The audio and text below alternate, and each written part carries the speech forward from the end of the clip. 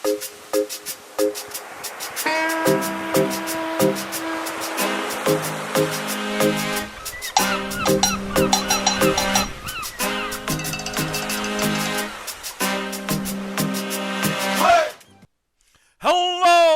Welcome everybody, welcome to Brad at Video Games. I am your host, Brad, but don't let the name fool you. I'm more than just Brad at Video Games after all. I'm Brad at Streaming. Hell, I'm Brad at all things, but most importantly, I am Brad to the bone. Bread! Ow! Well, I don't know why I didn't ping in the Tricksters Discord. I'll post it. I'm sorry. Doesn't it usually do it automatically, or did that change?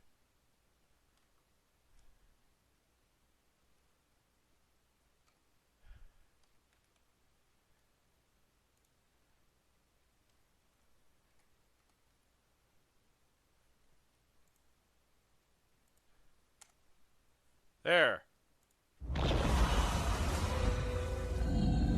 It's glitchy today. Hello, Zerdok. Time for the X Games. Yes. Yes. Welcome in. We are here with some Kingdom Hearts, essentially reaction videos today. What we will be doing is first, our good friend Qaza has put together a video to help us with a couple of the mobile games. I believe it's Key, Kingdom Hearts Key, and Kingdom Hearts Union Key Cross. At least that's the Kingdom Hearts pronunciation. And I've been instructed to play this video halfway through, then jump into the Kingdom Hearts Key back cover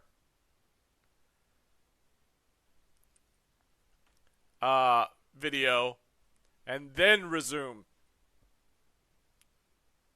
But first, let's shout out Qaza for putting this video together.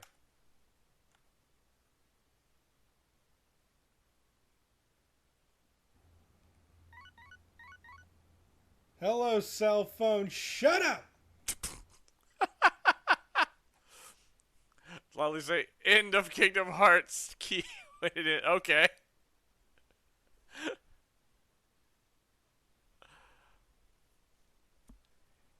So I know what to look for. I know what to listen when he loudly says, end of.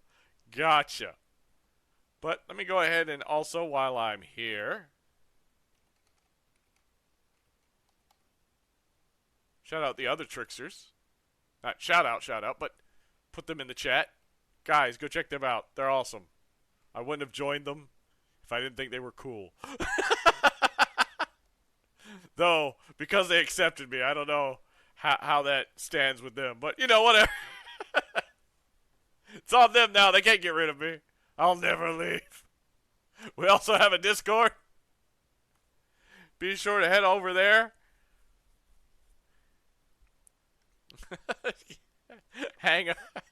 You can hang out with us. We are in there from time to time, just doing random stuff.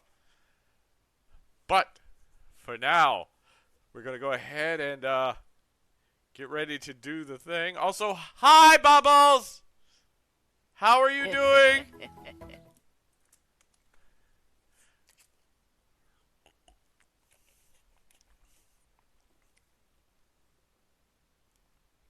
All right. Everybody ready? Strap in. Got your popcorn? If not, too bad. Let's go. Watching this video after I finish editing it.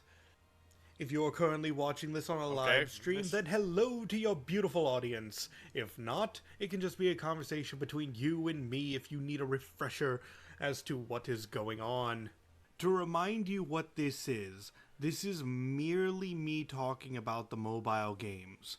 The point at which you should be watching this video is after you have played Dream Drop Distance, or I have done after this. you have watched Back Cover, which are both located on the Kingdom Hearts 2.8 Final Chapter Prologue Collection.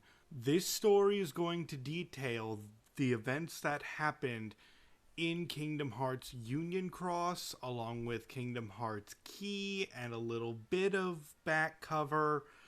It's gonna mix in a lot of things, and it's not gonna go over everything the game has to offer. I'm going to be frank with you about this. Okay. There is so much that I'll still be the Brad, mobile though. games have to them, but most of them is just filler fluff. Like, oh, adventures on the beach, or oh, Mickey and Donald and Goofy need to fix up a gummy ship.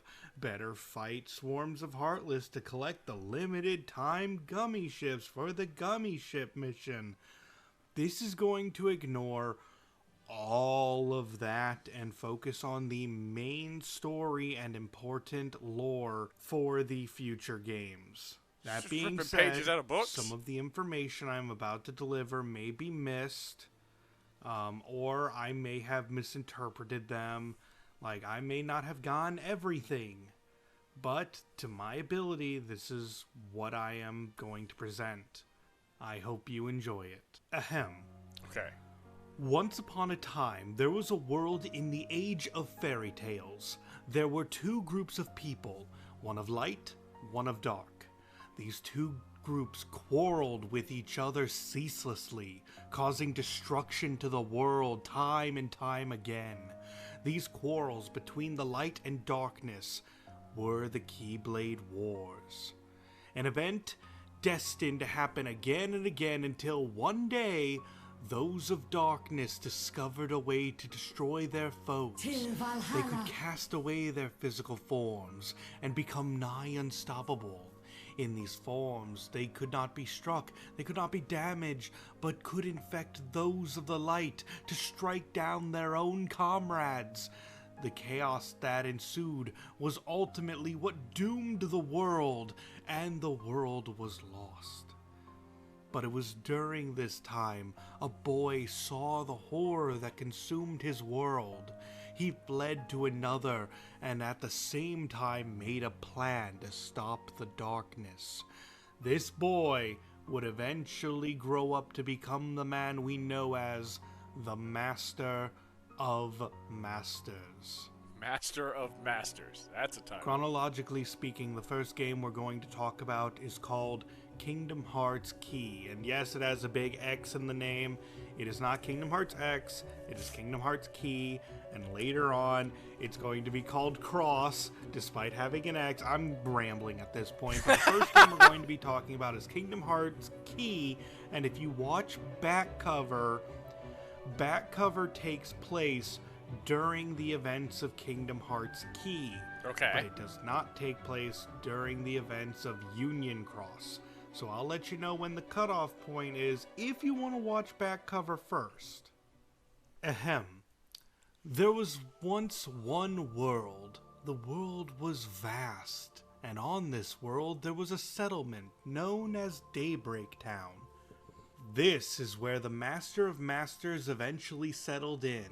It is here that he would eventually train 6 Keyblade Masters and entrusted them to several tasks that they must complete no matter what. In order for them to accomplish these tasks, the Master created an object known as the Book of Prophecy. Within its pages spoke of the future. It spoke of battles to come, worlds that would eventually come to exist. It spoke of many things, but the most important was the final page, and here were the final words.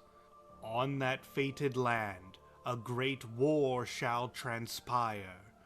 Darkness will prevail, and the light expire.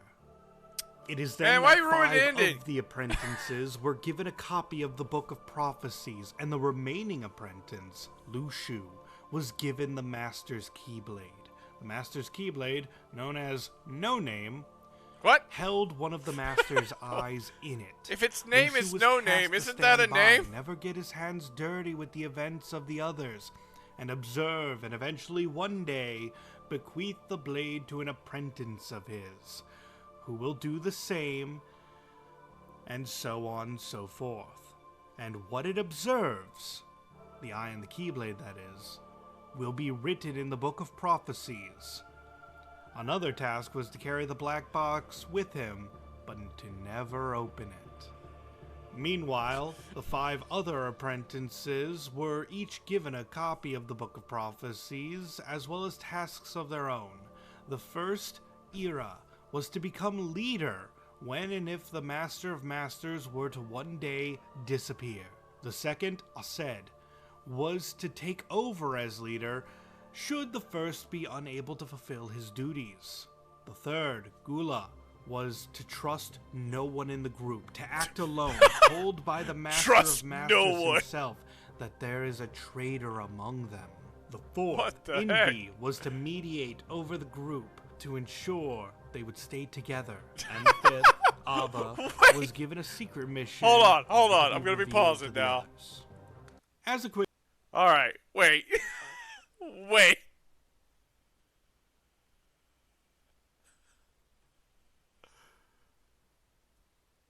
I need you to be leader if I disappear.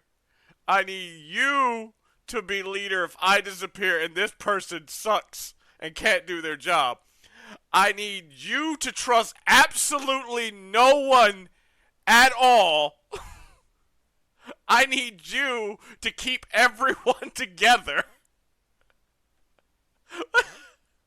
Wait.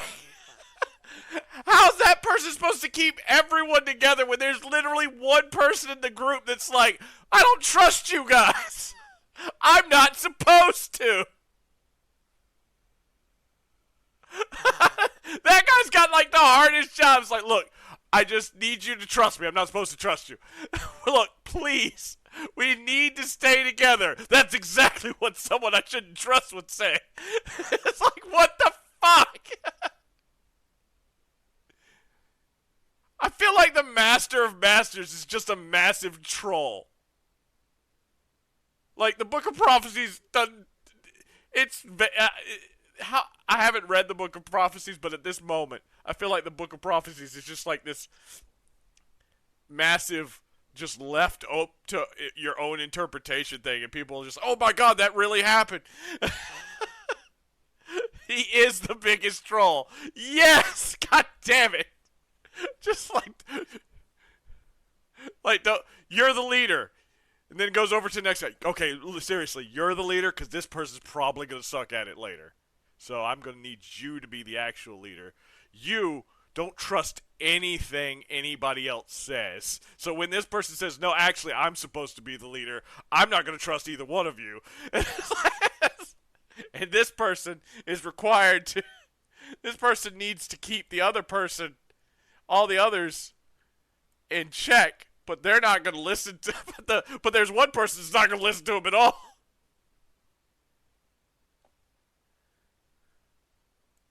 Ava was given a secret mission, never to be revealed to the others.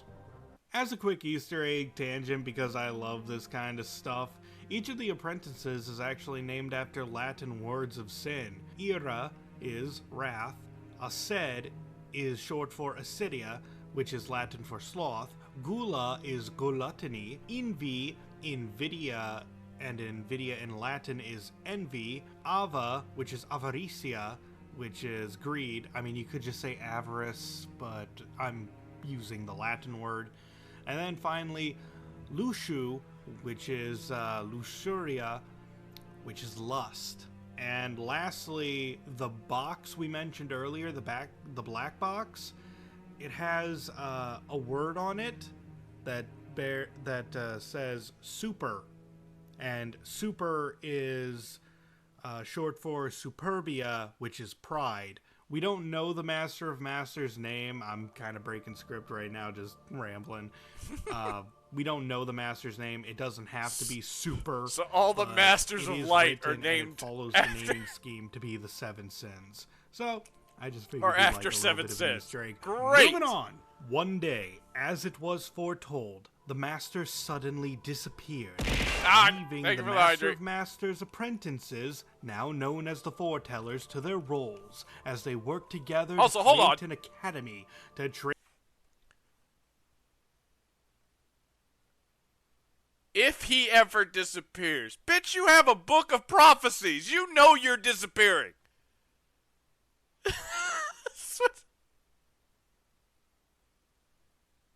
What is this if shit?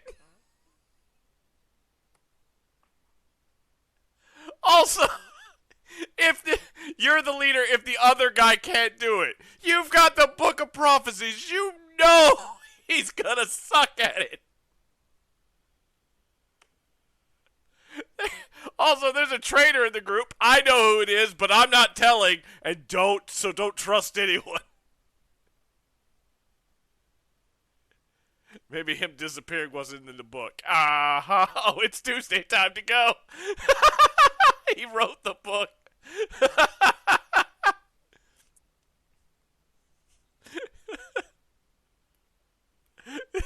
He knew he was gonna disappear. It's not even like something happened to him. He's just like, up, time to go, and just blinks out of existence.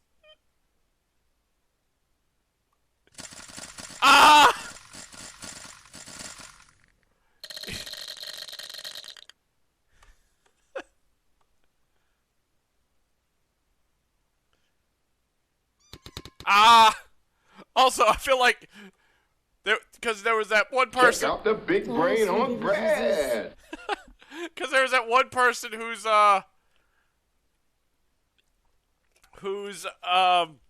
mission is secret. What if their mission was, all right, here's your task. Betray them. That's why it's secret. He can't tell anyone. He just told the traitor to go betray them.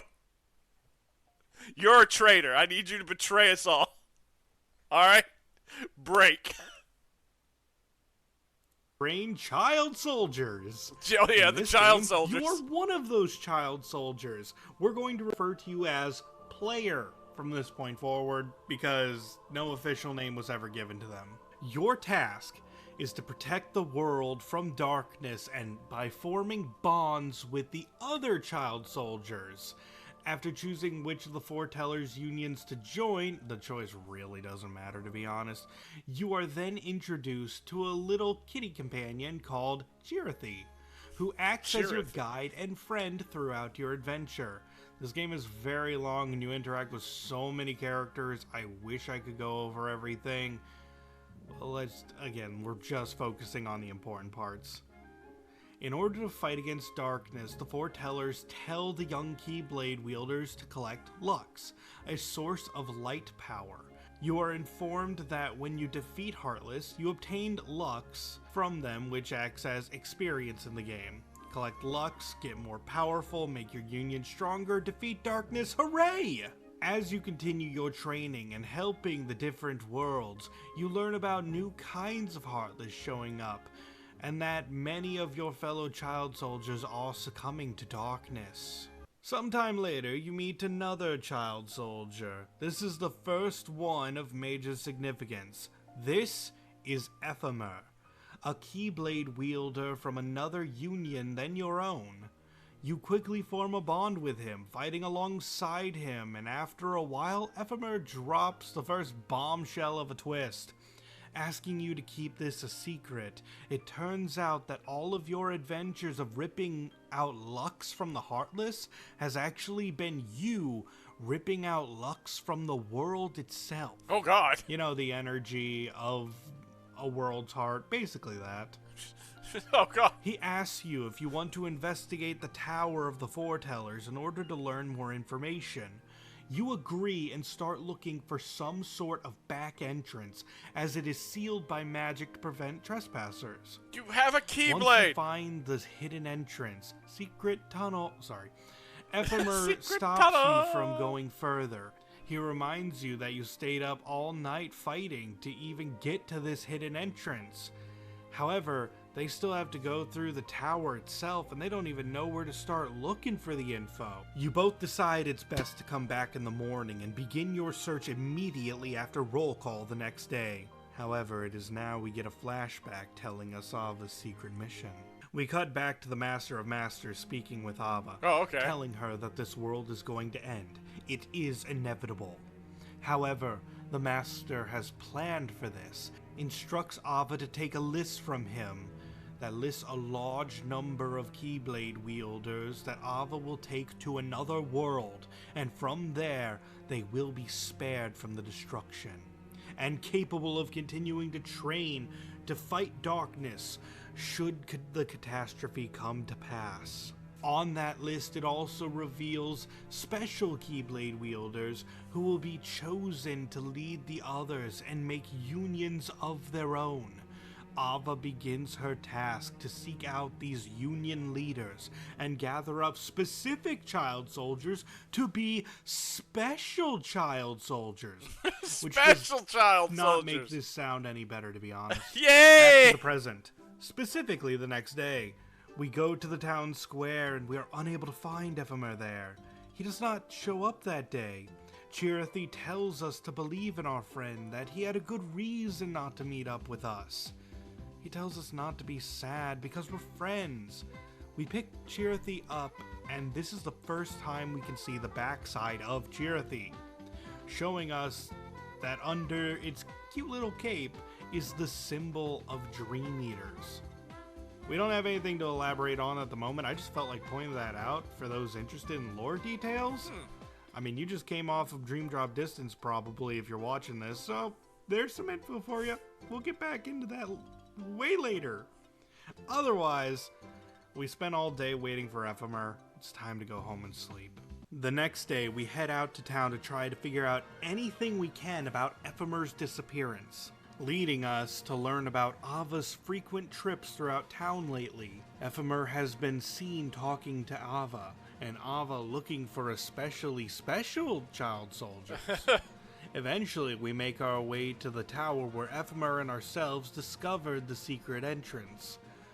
It is there that we are stopped from entering the tower by Master Ava. We tell her we came to look for Ephemer, and our honesty causes her to draw her blade and strike us. After the battle concludes, she sheathes her blade and we fall to the ground. Ava claims we have potential, but the area we are heading to is off limits, and we are forced to leave. From then on, you start fighting more powerful enemies. Training gets significantly more rigorous, but you're able to get through just fine. Eventually, after a long day of gathering Lux, you take a break at the Fountain of Daybreak Town, and a woman approaches you and your Chirithy. We have once again arrived at a new major player to the story. This young girl with the raven black hair is named Scold. She tells us that she heard all about us from Ephemer and wanted to become our friend as well. It turns out that Scold was a member of Ephemer's party before he went missing, so she is very invested in figuring out where Ephemer went as well. But as you are talking to Scold, suddenly a clash was heard and a battle rang out across the town.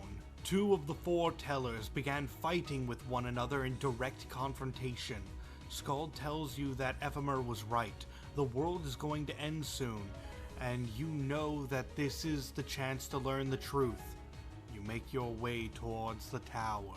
At the tower, emerging from portals is the new kind of Heartless mentioned earlier. However, it turns out that these new Heartless are in fact your fellow child soldiers that have succumbed to darkness and transformed into Darklings. It is also there that a Chirithy appears, except this time, Dark it looks Chirithy, evil with purple fur and red eyes and black stripes. This is Dark Chirithy. Oh my god, it tells you it is responsible for turning the child soldiers into significantly more messed up child soldiers. I mean Darklings. So you call it Qaza. Anyway, Chirithy. after dealing with the Dark Chirithy, you make your way into the secret entrance that Ava stopped you at last time. You push through the tower, and upon entering the last room, the Foreteller's Chamber, you are stopped and met by your Union leader. He is upset that you entered the chamber despite knowing it is off limits. He asks if you were friends with the other child soldier that entered without permission. He tells you that the child soldier who entered there earlier was of another union, and therefore collects lux with a different belief than your own union, and therefore he was just using you for information. And ultimately, when he learned the truth, he was removed. The player character then speaks. The player says he does not care for the reasons they collect lux. They obeyed every single order without question or talking back. Specifically because you were actually a silent protagonist until this. Intense. That's why you don't talk back. You don't have many memories of Ephemer, but Ephemer was your friend, and because of that, you draw your blade at your own Union leader. Even if this means we have darkness in our heart, from the pain, anger, and sadness, we have to fight for our friend. Your Union leader fights you at full power, and once the dust settles, you push them back, but you are still too weak to fight them fully. They are too powerful. However, after the fight concludes, it is revealed that what you fought was merely an illusion of your Union leader created by Ava to once again test you.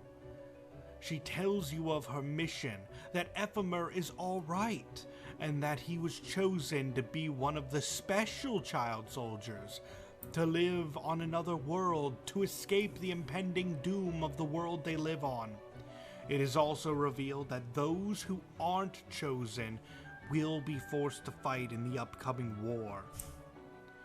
Oh, and I should probably stop calling them special child soldiers, as their name is formally revealed here. They will be known from now on out as the Dandelions. An invitation no, I'm just gonna call them given special to child join the soldiers. That's fine. Scold immediately accepts, while the player asks if they can have some time to think on this decision. Scold and player have one last heart-to-heart, and the next day, Scold leaves to join the Dandelions. Lastly, Ava gives a speech telling them that the war that is coming will have no winners. Everything will be lost.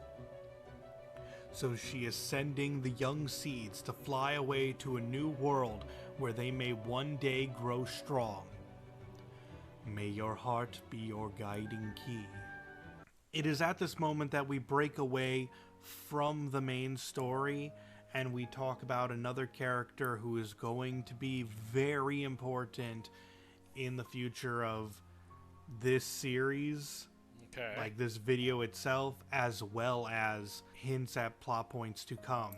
Another one of the young Keyblade wielders, much like the one we play as.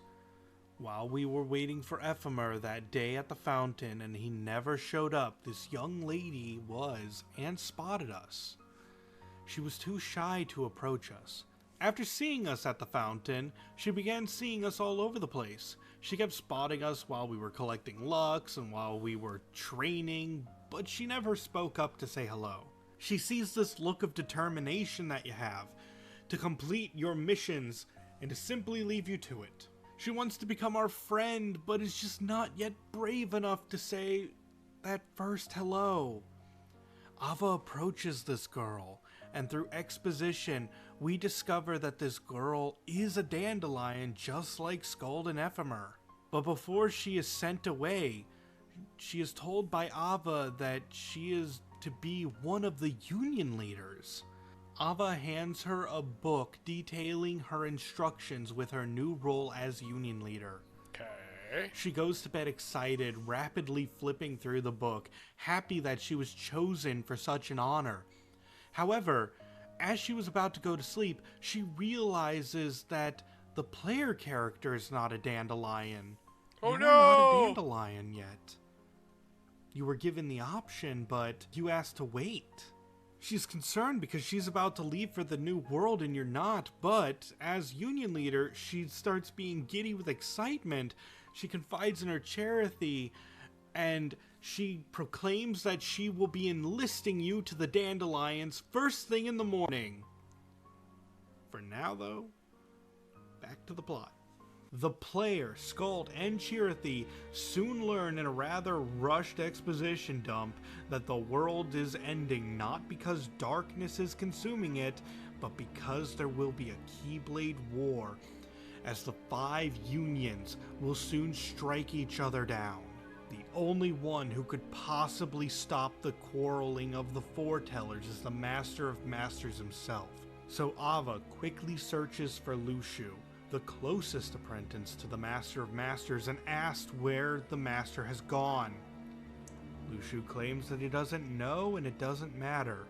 The world is fated to be lost, so it shall be. Ava claims that Lushu knows more than he's letting on, and Lushu responds by telling her exactly why the war has to happen. Unfortunately, this is whispered to her and never revealed directly to us, so I'm just gonna say it's a fade to black and we'll pick this up later. But after Ava hears why the war must happen, she lashes out, striking the Keyblade of Lushu's, sending out a shockwave and ringing the bells, which is the mark of the beginning of the Keyblade War that will end the world. Afterwards, we cut back to the girl that I just mentioned recently.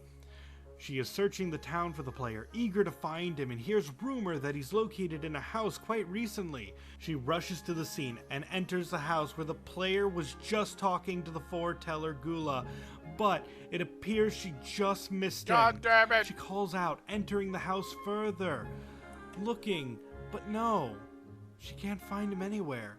She tells Cherith there's still time. If she hurries, she could find the player before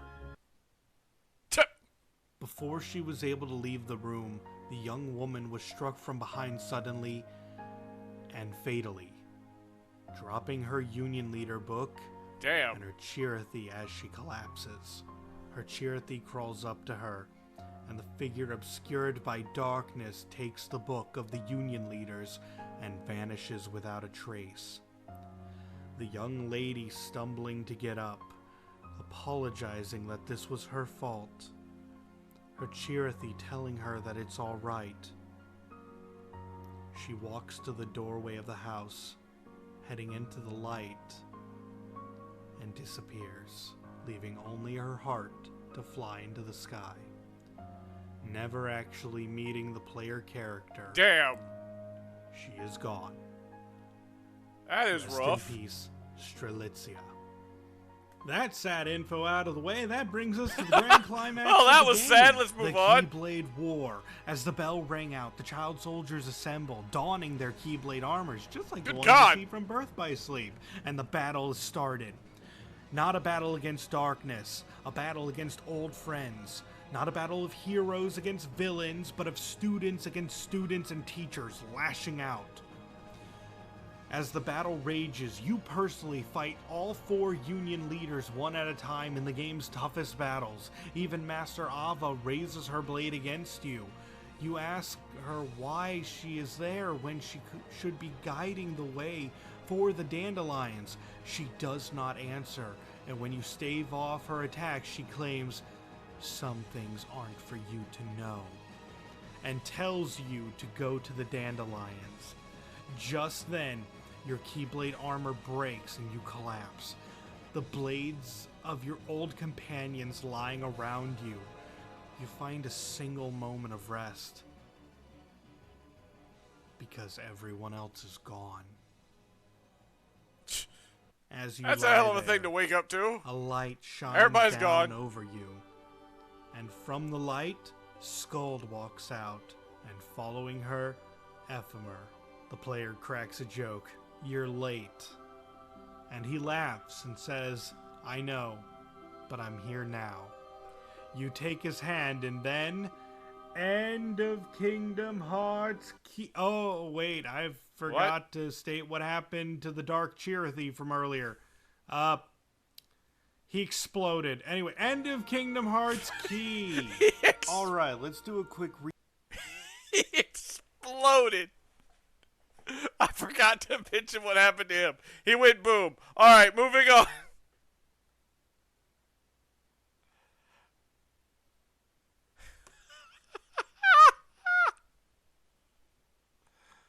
Alright, give me a second. Let's get up, Kingdom Hearts key back cover. Get that going. We can,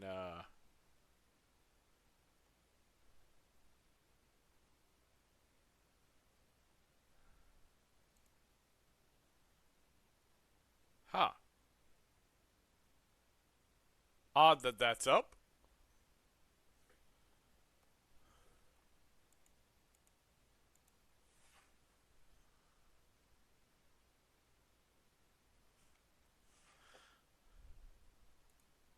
Alright, let me,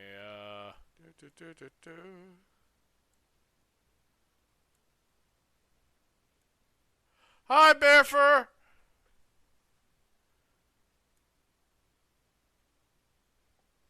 Alright, we've unmuted.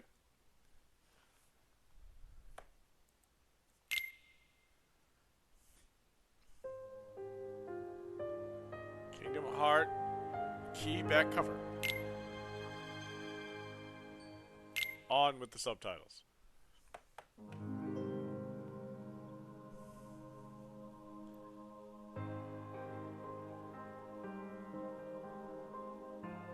That's a lot of words. Luckily, it's a lot of stuff that Qaza just said.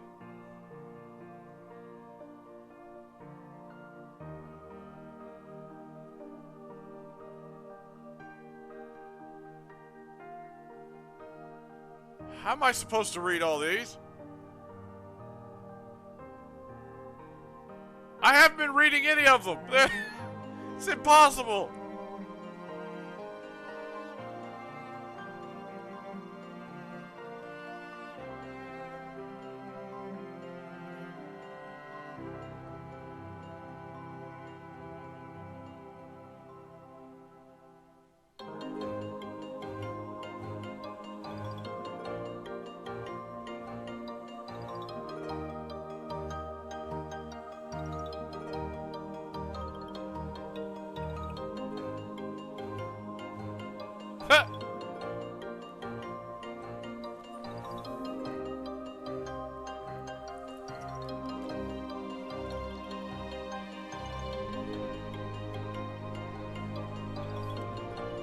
Kind of confused at how he's visiting worlds that we visit much later.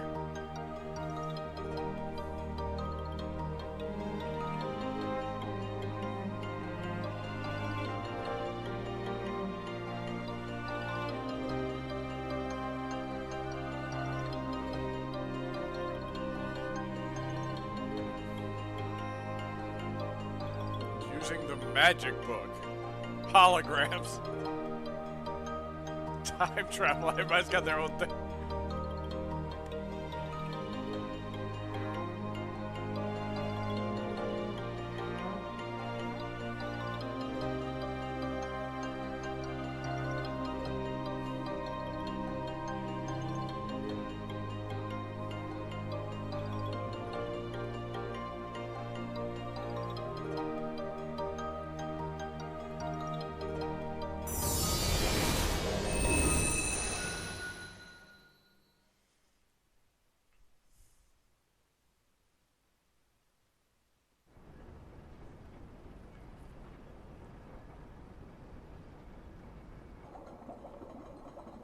Case of looks?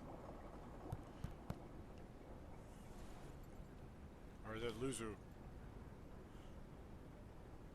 So that makes you the indisposable number 7. Huh. Come on, it's simple. U6 plus me is 7. Wait, don't tell me I don't count. No. What?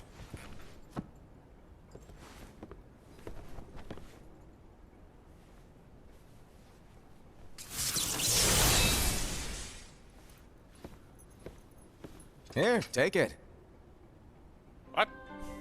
In the Master's playful and mischievous way, he gave his apprentice Luciu a very important role. What seemed like a simple task was the element that would connect all of the events to come.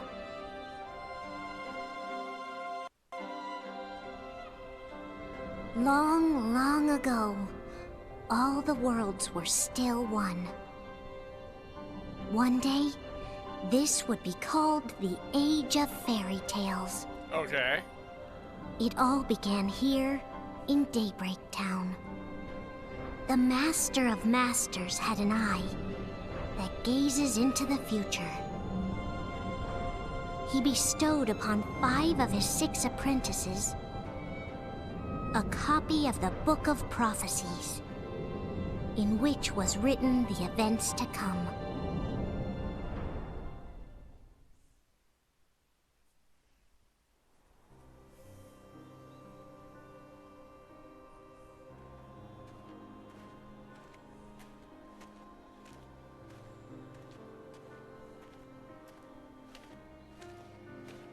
So, did you look through the book?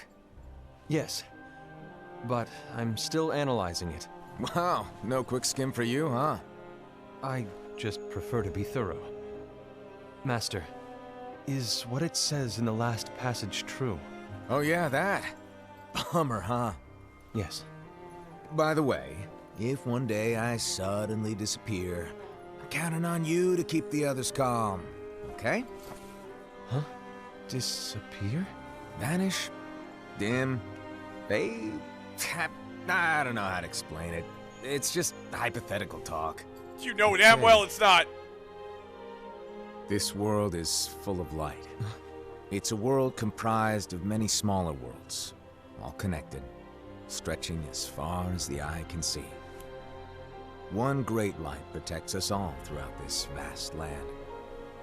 All worlds share one light, one fate.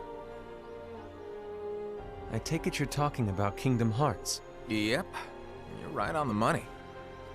People believe that the light that is Kingdom Hearts will be here forever. But if it were to disappear, the world would be enveloped in darkness. His voice sounds I familiar. understand. That is why you granted us these Keyblades. With these, we can spread the teachings of light. And we can protect Kingdom Hearts from darkness. No, they're not for protecting Kingdom Hearts. Huh? The final passage reads, "On that fated land, a great war shall transpire. Darkness will prevail, and the light expire." Isn't it our duty as Keyblade wielders to prevent this war from taking place? Not possible. What? You really think you can change the future? Then, what do you want us to do? We have to focus on what comes after. There's no use thinking of ways to change events that we know are gonna happen. But what about all of those who are here now? And the ones who will be here when the darkness finally comes? Oh, they're Are we gone. to abandon all of them? Come on, are you telling me that you think the world can be saved by just 7 people? We have to at least try. With enough Keyblade wielders, we could... Well, if you want to give it a shot. Yes. Alrighty, good luck. Diff.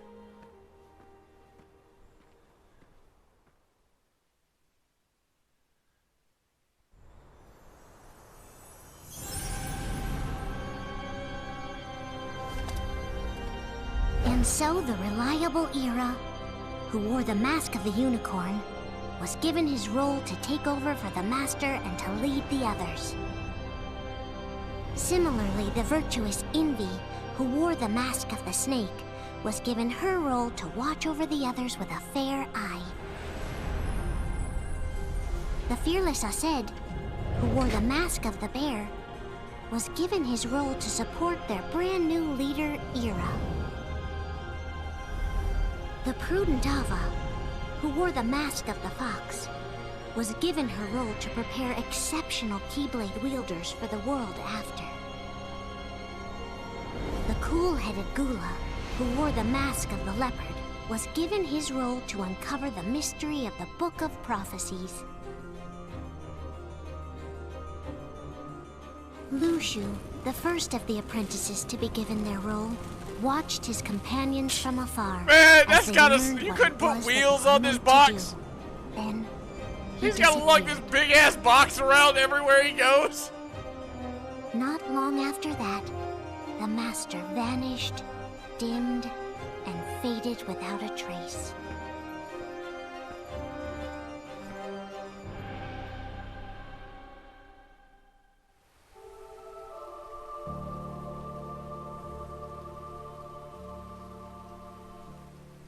This is where your story began. Before wheels were invented. The story oh, of okay. your very own adventure.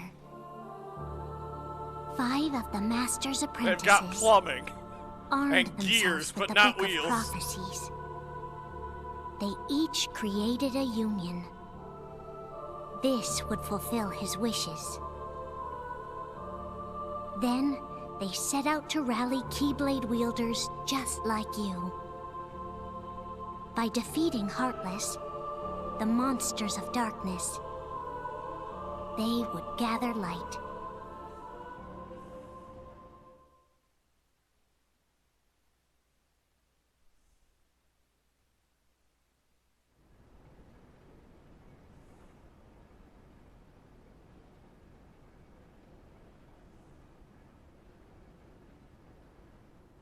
There's a traitor among us.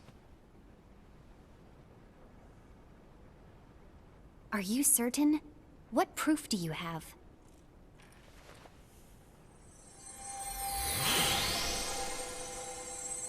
I found this sniffing around. Is that a dark Cherothy? Is that a nightmare?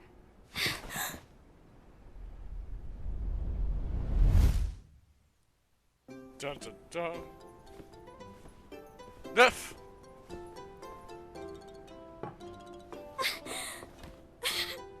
Master, did you make this?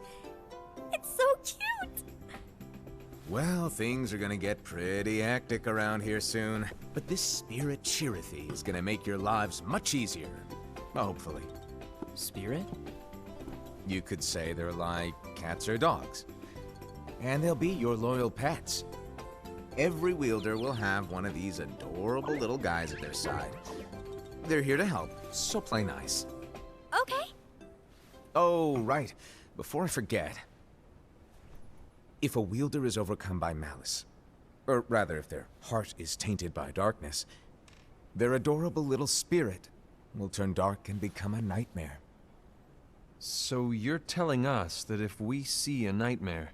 Someone has fallen into darkness. Exactly. And if you don't stop this renegade spirit, it'll plant darkness in the hearts of others. And you'll have an army of nightmares on your hands. Beware.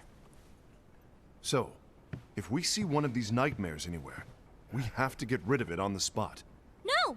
I won't let you do that! No wonder you ended up as the bear. You're scary. Your point? Maybe you can growl at them. Don't insult me! Come on, Hassan. You won't know if it works unless you try. Please tell me you're joking. It's not me! There's an easy way to solve this. If we all summon our spirits, then we'll know. Unfortunately, there are countless wielders in our unions. It would be easy for any of us to summon a Cherothy that isn't a nightmare. I'm afraid that your suggestion wouldn't help us get to the bottom of this. Yeah, in that case, who's to say that the nightmare you saw belongs to one of us? It could belong to anyone in our unions. That's highly unlikely. Why? Do you recall the tool the wielders were given in order to make them stronger? We generally don't concern ourselves with what they have at their disposal. However, I believe those tools were the nightmare's doing. The bangles. I know when they're equipped, they have the power to collect dark energy. but I thought we all agreed that was okay. Collecting is fine, but using that power is the equivalent of using the power of darkness. It's a brilliant plan.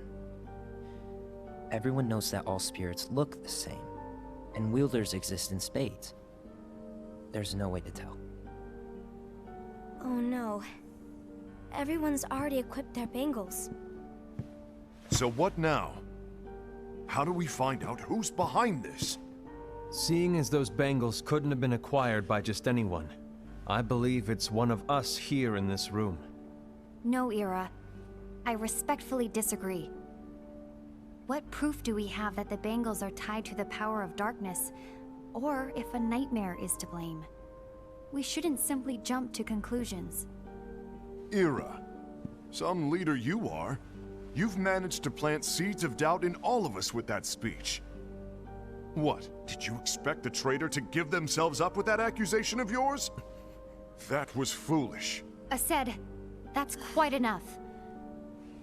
It looks to me like the Master made the wrong choice. Wait, where do you think you're going? I think we're done here. I trust you'll keep us all updated.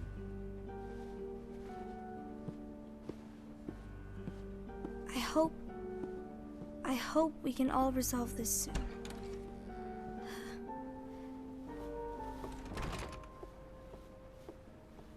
That didn't go as expected. What did you What's expect? wrong, Ira? This isn't like you. A lost page. Something's missing from our book of prophecies.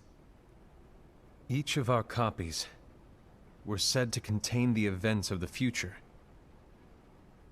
But this incident, well, it's nowhere to be found.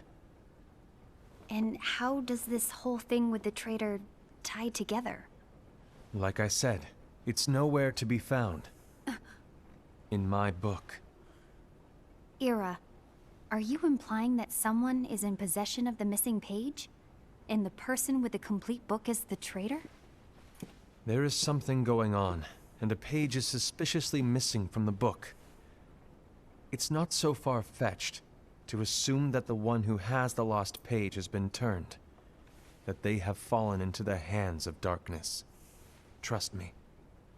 There seems to be no record of it in my book either. You may be onto something. I wonder, could this have been the Master's plan all along? To grant the lost page to only one of us? We have no way of knowing. The Master is gone. I understand what you were saying.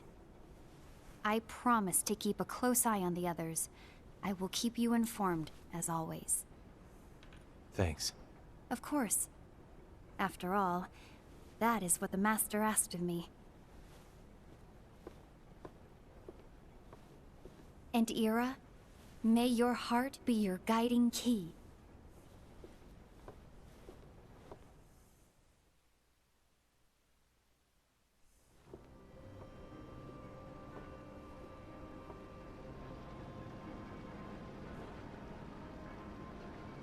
So, to sum it up, I'll need you to observe the others. Easy breezy. All right. Like I said, Ira may have to take over for me. But don't be shy. Just be fair. And do not be afraid to speak up. Even though I say observe, you'll need to be the mediator. Make sure people get along. I understand. But without you or Luciu, to form and maintain our own unions is... it's a little unnerving, to be honest. Oh, come on. Lighten up a little. Maybe I'll never disappear. Wait. Do you want me to go? What? Yes. No, of Well, course not. No, of course not. I was just kidding. Oh, I see. Look, I get that change can be hard for everyone, but things need to keep moving forward. And you need to keep up. Otherwise, you'll just get left behind, all alone. Now that you know what the future holds, Envy, what does your heart say? May your heart be your guiding key. I say it all the time. You ultimately need to do what your heart feels is right. Right.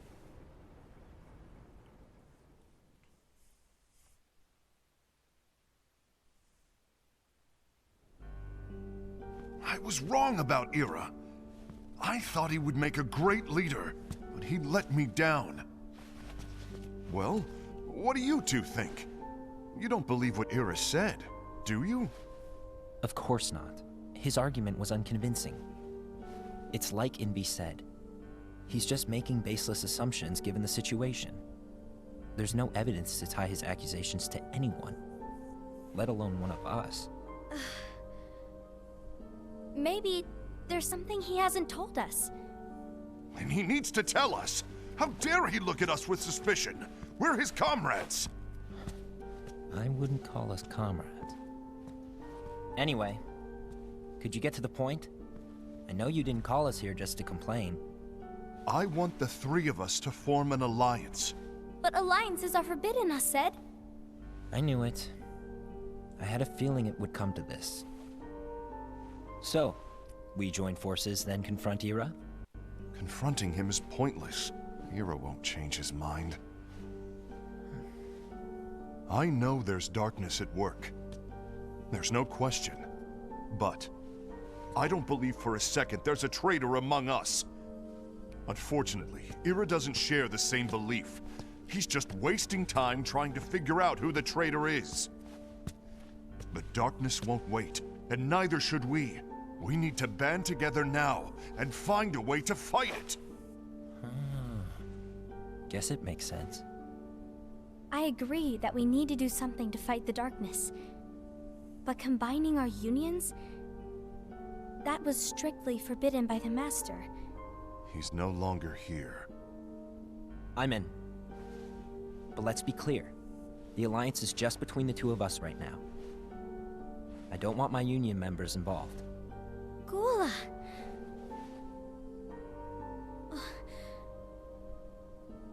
I want to follow the Master's teachings. Understood. That's your choice to make. You should do whatever you feel is right. Yeah. By the way, Ased, do Ira and Envy know? I haven't talked to Ira about it for obvious reasons, but I did ask Envy to join us. You wanted to see me?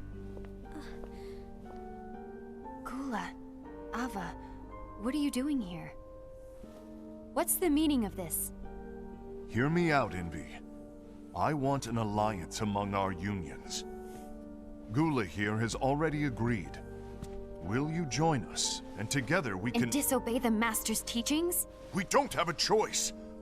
Darkness is approaching, Wait. and we need to combine our strength to stand against it. Wait! The Master bestowed each of us with a different role, and he specifically told us to keep our union separate, to make... Why is he getting angry at her? Ava made the same argument, like, not a minute ago, and he was like, you need to follow your heart. I understand. Goes to her. She's like, I go against the Master's teachings? Why? He just immediately gets angry. It's like, wait, what the fuck, man?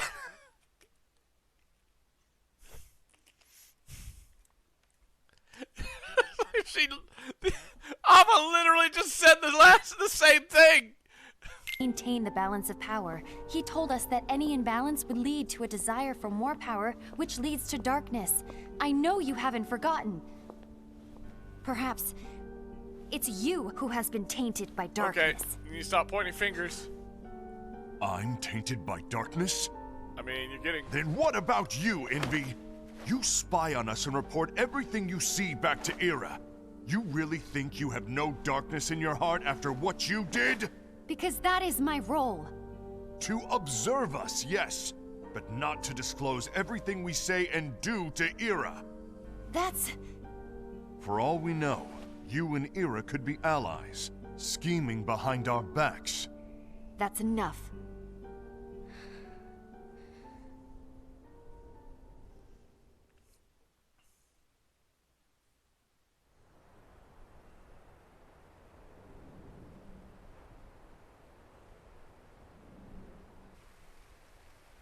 When will it stop?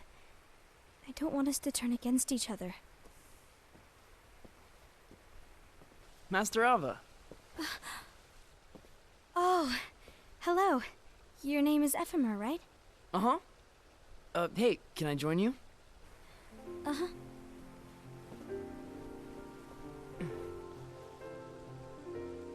Why the long face?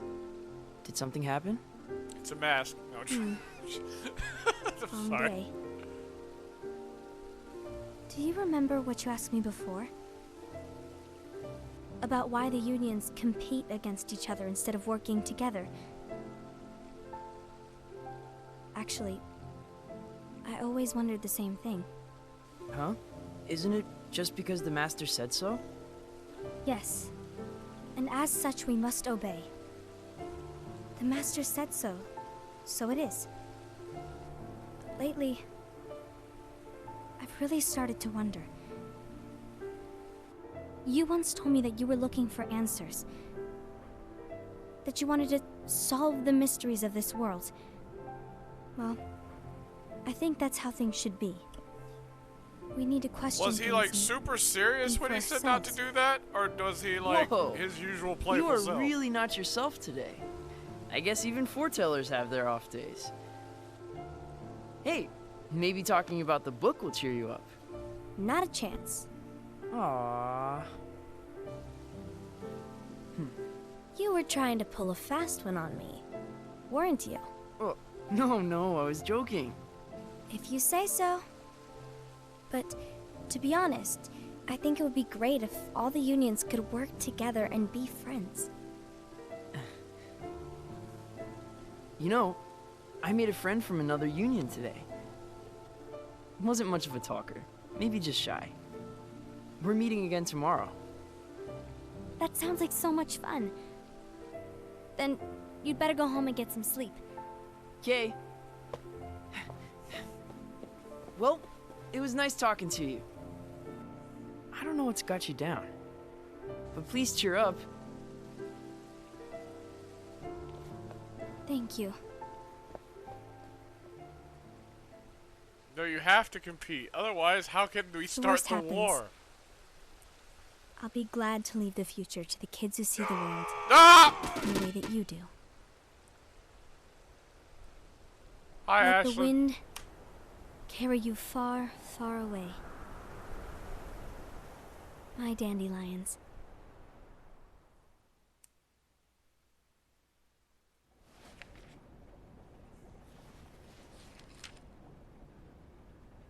Envy. Have you learned something? It seems Ased and Gula's unions are now allied. So Ased is the traitor after all. Check out the big brain on I Brad. don't believe he is. Why's that? To Ased, unification is a means of gathering strength to oppose the darkness. So I believe his heart still belongs to the light. Even so, forming alliances was strictly forbidden by the Master. Yes, and his teachings are absolute. That's why I will try and persuade Gula to dissolve their alliance. Then I'll do it. No. Please, let me do the talking. Your intervention will do nothing more than spur Ased's anger. All right. I'll leave it to you. And one more thing. Ased has begun to question the two of us. As a precaution, my reports will be less frequent. I don't want him to get the wrong idea. Please understand. Yes, I do.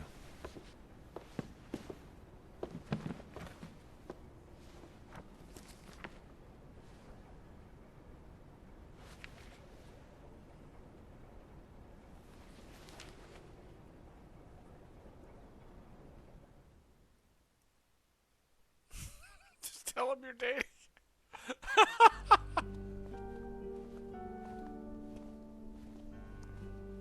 A few months later. I think I'm done. Done with what? The Alliance. I think it's time to call it quits. For what reason? To put it simply, I entered this alliance thinking we were preparing to fight some impending darkness, but it hasn't come. In fact, there haven't been any suspicious incidents recently. and you haven't rallied anyone else to your cause. Yeah, but... This alliance is meaningless. Even Envy agrees. Oh. Envy? Oh, shit. Uh-oh. You weren't supposed to find out. Is Envy the one who told you to break our alliance? Wow. Maybe. But I'm the one who decided to do it. And I've already told you why. But we don't even know who the traitor is yet! And that's exactly why.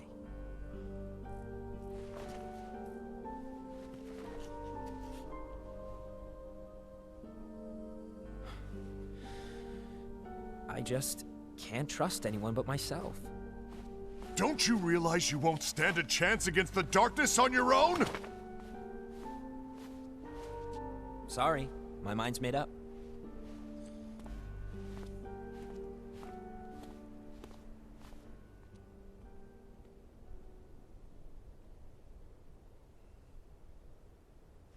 Envy, you will regret this. Dude, calm down. What the fuck?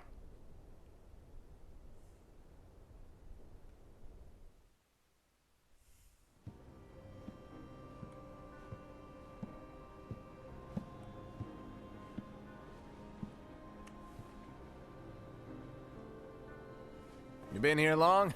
My bad. No.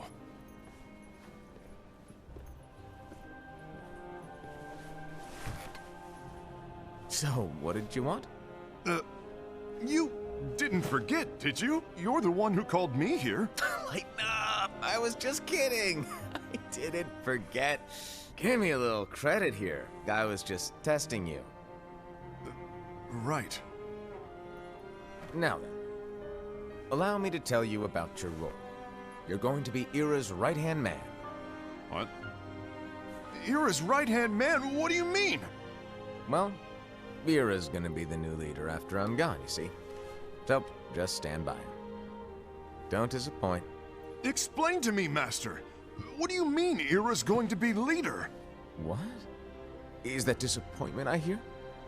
Did you want to be leader? No! I mean, if you had asked me to be the leader, that's a different story, but I wasn't trying... You really want to be leader, huh? Well... I know you want it, but that just isn't enough. Any chump can say, here's a huge promotion, good job, and make you head honcho. But enthusiasm alone doesn't make a great leader. Ira needs someone like you to give him a push in the right direction. I agree. Ira is definitely the most worthy among us. I'm sure he'll make a fine leader. Then it's settled. Wait, I agreed that he is worthy. But why do we need a new leader, Master? Does that mean you will no longer be teaching us? Well, I might disappear one day.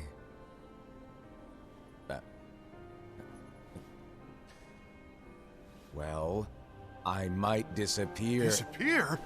Why? Where? Speak up sooner if you're listening. It was embarrassing for me. Anyway, I don't know if I'm gonna disappear or not. It's anyone's guess right now. But... You literally have a book of prophecies! We both know he's quite serious. He's always just thinking and thinking and thinking behind that unicorn mask of his. So everyone will be counting on you to spur him into action. Right. You might not be entirely happy with your role, but just know that it's the most important one. Capiche?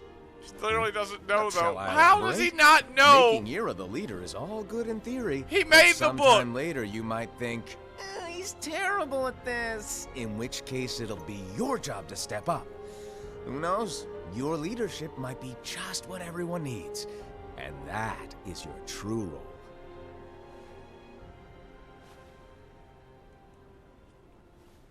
May your heart be your guiding key. Best of luck, I said. You're really bad at giving commands, dude. It's been over a year since the Master left. It's time for me to fulfill my true role. You're not supposed to be leader. You're supposed to lead.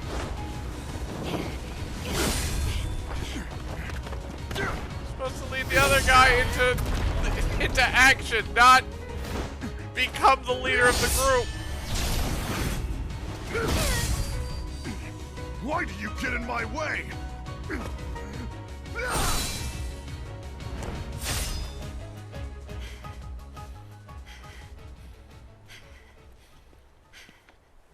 Don't be so conceited. I'm protecting the balance, just like the Master told us to. You need to come to your senses!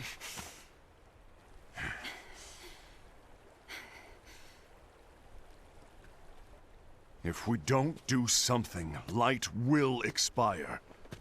Then we won't be able to avoid the grim future that awaits. We need to defy the Master's teachings to protect the world. You're saying he was wrong? He's not here anymore. I won't let his prophecy come true. I won't let the world fall into darkness. You fool!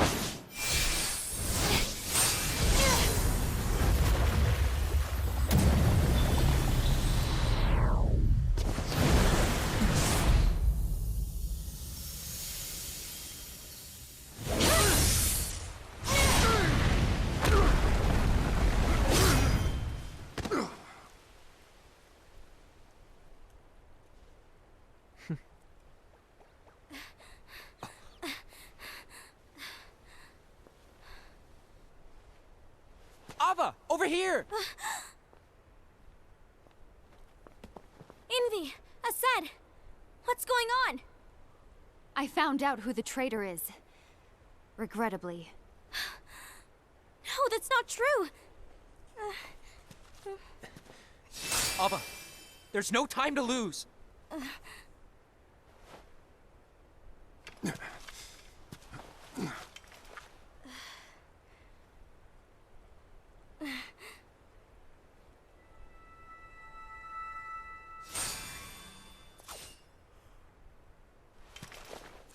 May my heart be my guiding key.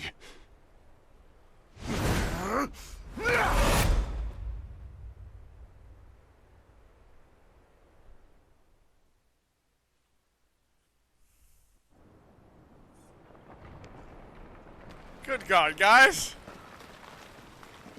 People live here.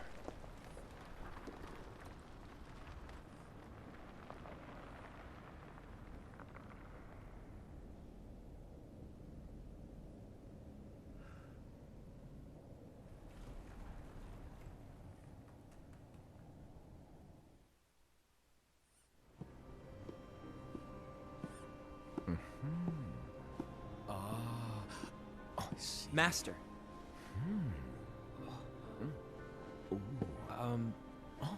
Master? Oh, I see. If you're busy, I can always come back later. Sure.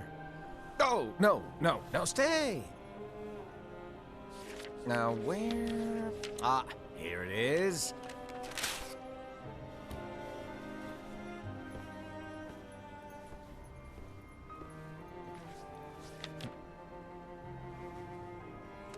What's this? Go on, read it.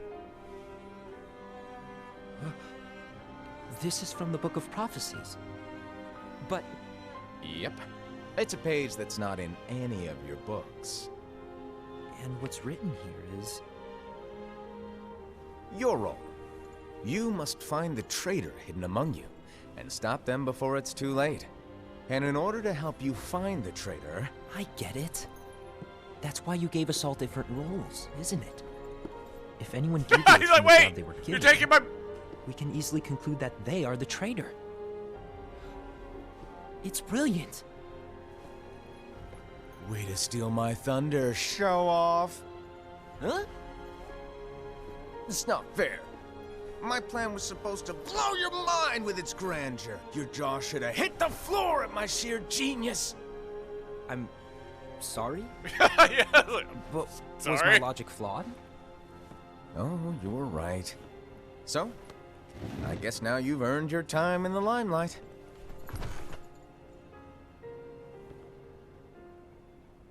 Even though there is a traitor, act normal and keep focused. Trust no one but yourself.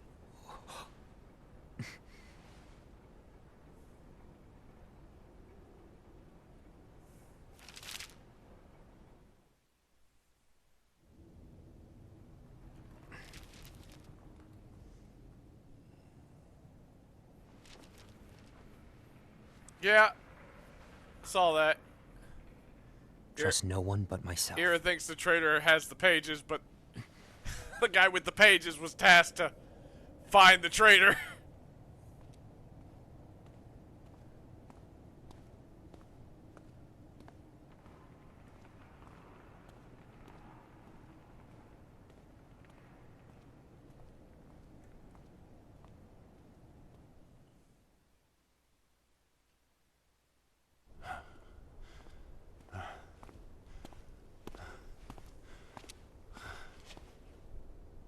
Gula.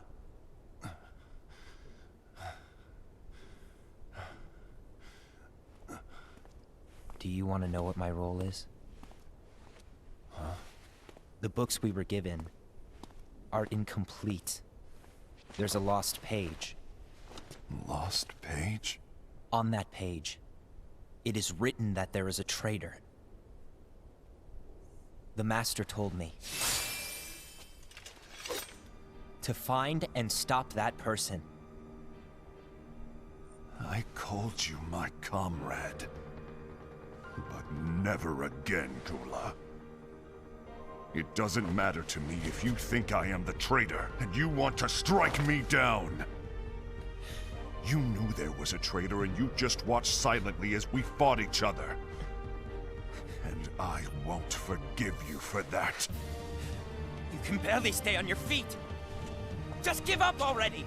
Don't you underestimate me!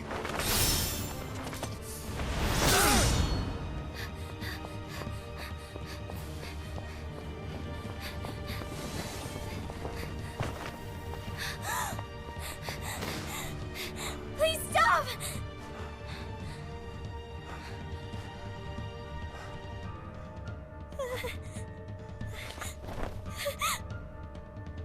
You too, huh?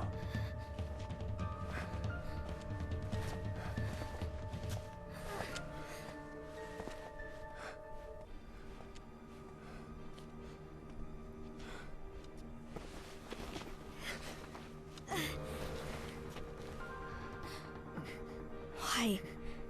Why did it have to come to this?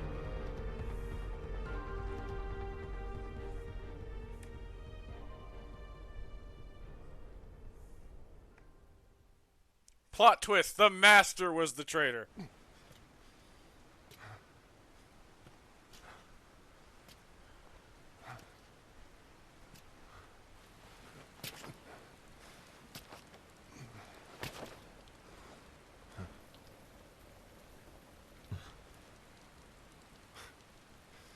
Come to finish me off?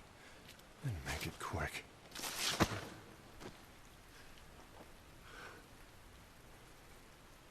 That's not what brought me here today.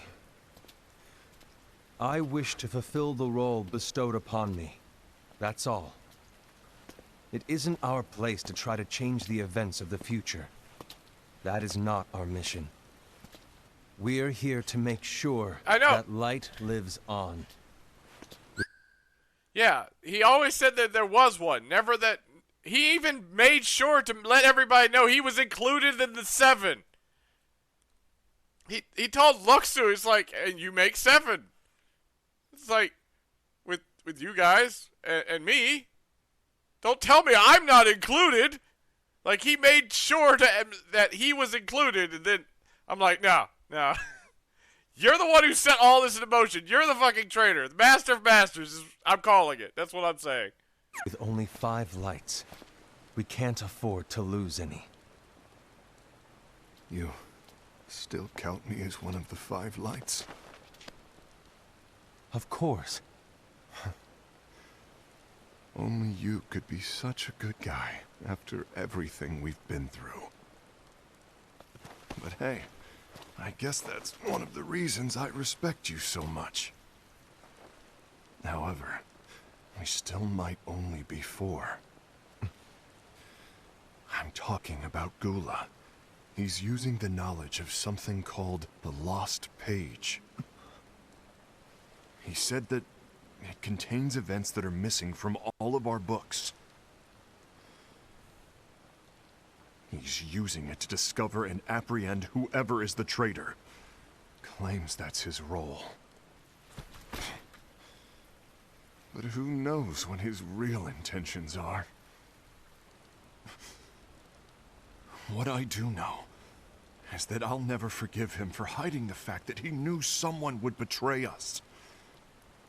That's the biggest betrayal of all. I'd like to believe that Gula was simply carrying out his role. Assad, I'll deal with this matter. Please keep it to yourself for now. Understood. I need to see that lost page.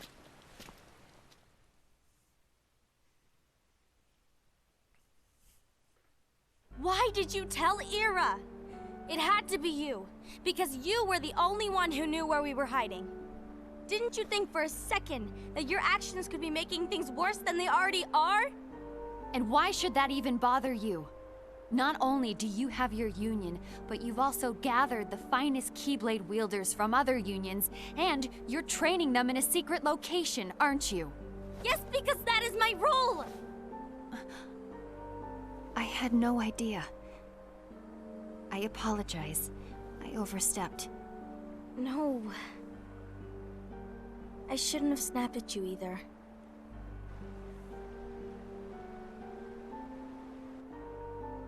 What did Ira want?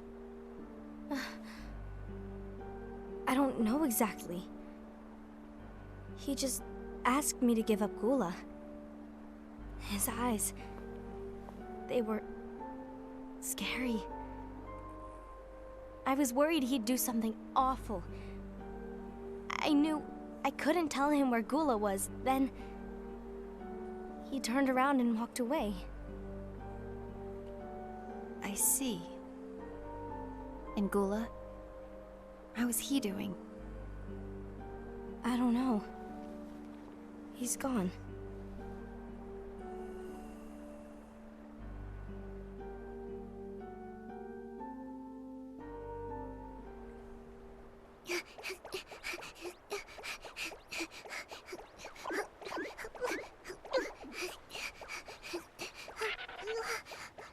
Someone's coming.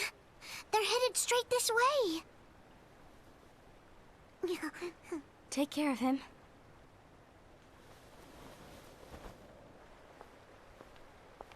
She is literally the only one I've seen use their spirit.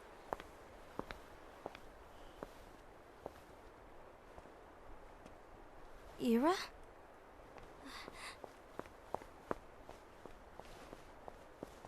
Is something wrong? I know Gula's here. What? Tell me where he is. But why? What are you going to do? None of your concern. Don't. What? I won't let you near him. So that's it. All right. I'll go.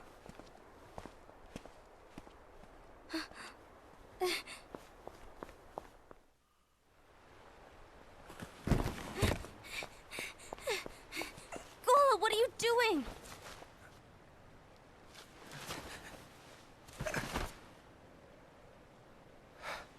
Something happened? Ira was here.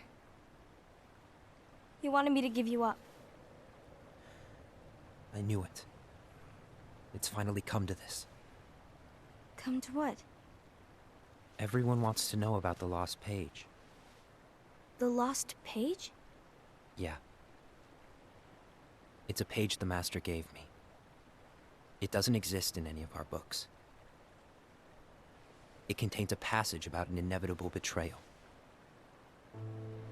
It talks about the one who bears the sigil. That's it. So, I don't know what to make of it, to be honest. My role is to find out who it is. Doesn't Chirithy have a symbol I on its suspected back? the said and went to confront him. And look what happened. Chirithy Why all are you along. telling me this, Gula? I have enough to think about, keeping with the Master's teachings and my role. Always walking the straight and narrow. I'm a fool for basing my actions on what is written on that lost page. Everyone's true. Everything in the passage is ambiguous at best. That's why I need to find out. But how? By asking the Master. But he's not here anymore. I'm going to summon Kingdom Hearts. What? Then he'll have no choice but to come back. Summoning Kingdom Hearts is forbidden! That's exactly why. The only way to get him back is to break the rules. If things don't change, the entire world is doomed. But in order to go through with I it, guess so. I'll need Lux. I don't have nearly enough. You always do the right thing. Help me with this.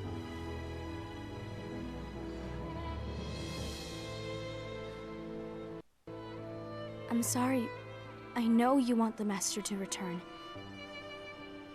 But you don't know how summoning Kingdom Hearts will affect the rest of the world. The Master, he forbid it for a reason. I'm afraid I can't help you. I see.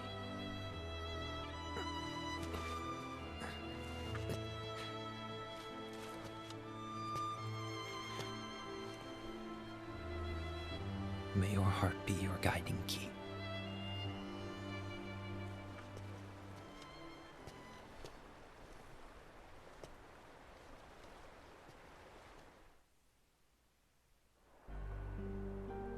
Ghoul is on a mission to collect Lux. Ah. That explains why Aced and Ira are as well. They're trying to maintain the balance. But that isn't the balance we were expected to keep. If everyone's collecting light solely for themselves, Keyblade wielders will soon turn against one another, which will lead to the Keyblade War.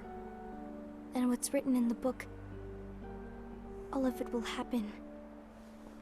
Light will expire. Envy, what are you going to do?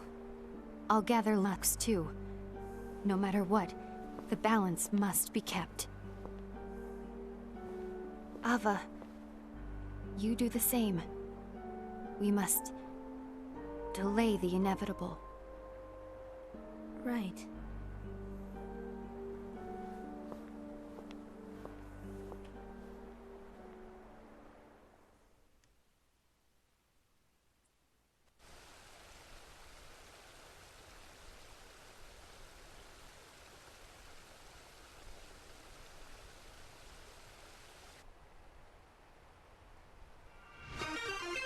Hey, thank you for 31 months, Mad Custodian.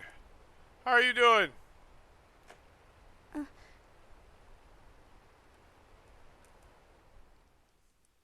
Okay. It's me! Hello. I'm doing all right. Trying to wrap my head around this. What's written in the last page of the book is gonna happen. The entire world will be lost to darkness. But Master, isn't there anything we can do? Well, that's what brings me to your role. You might just be the only hope of keeping light from expiring.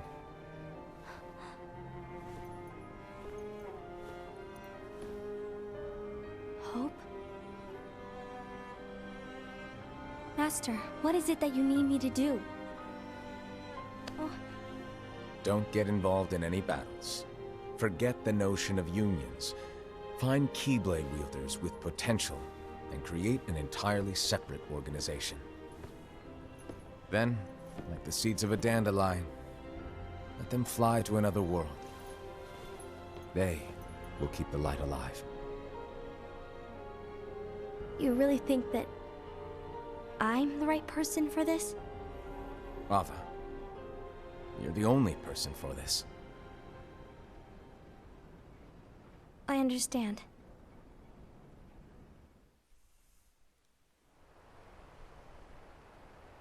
Today you're here to continue with your training for our mission.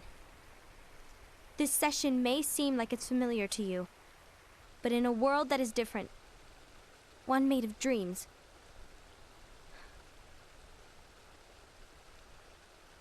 you are our hope. A war will soon wage. Those who strive to protect the light will turn their weapons on their allies for the sake of loyalty to their own unions. To be honest, I don't know how far I can guide all of you. What you must remember is that anyone can lose themselves to the darkness. However, there will be no winners. Everything will be lost. Except all of you who are the seeds of hope. When the time comes, and there is war, you mustn't fight, but instead you must fly away from here to the world outside. This training is to help you fulfill this crucial task. The future is in all your hands, as is the world's light. May your hearts be your guiding key.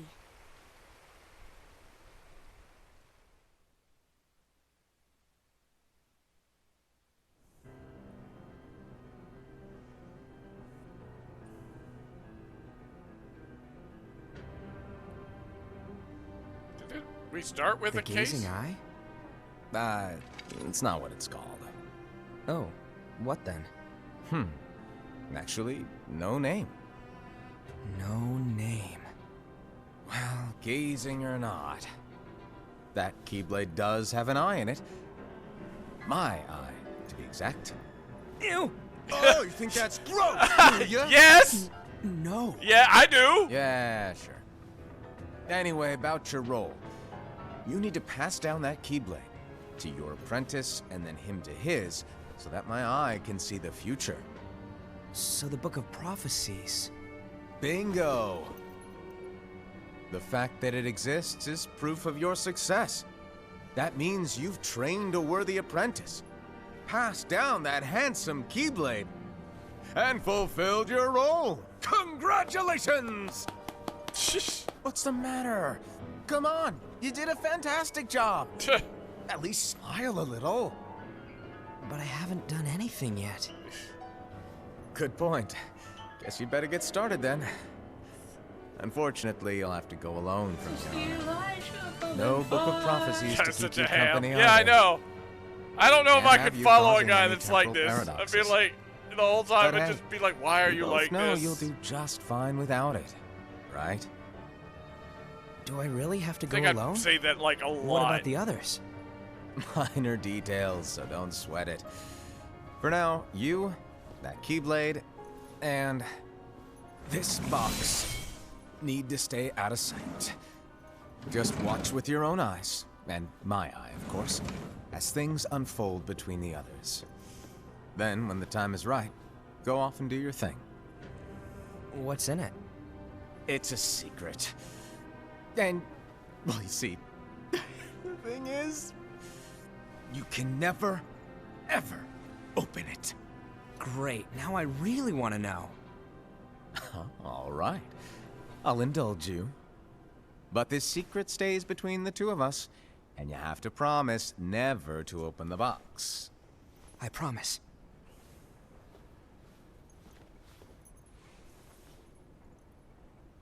Qaza, you are not the master of masters. I don't care what you say. But why? You'll see.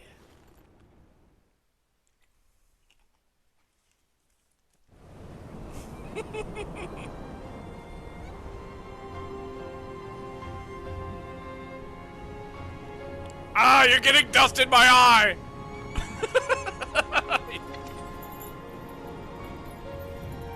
Why did you bring me here?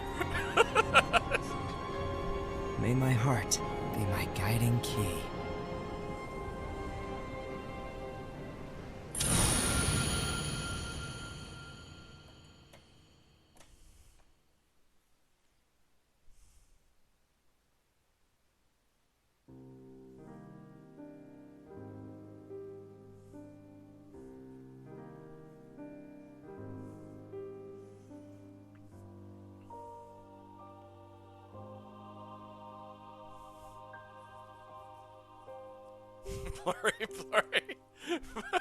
Blurry, stop swinging. I'm gonna throw.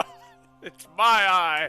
Every time the sword's fighting, the Master just sits down and just holds his hand like, oh my god, it's so dizzy. Why did I put it in the sword?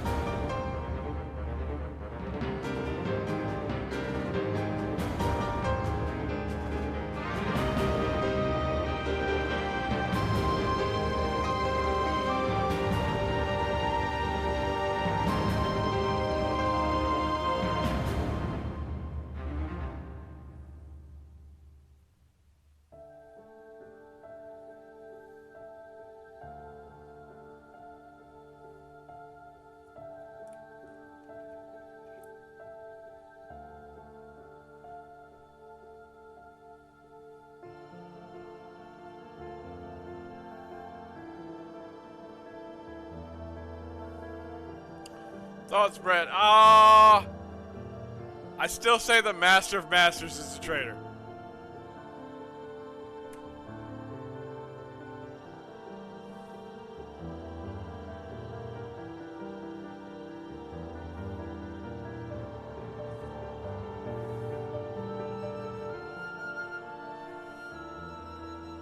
He set all this in motion knowing it would all, like, he showed the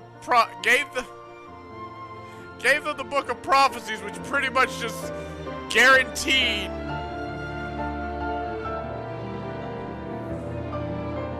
that there be strife between them.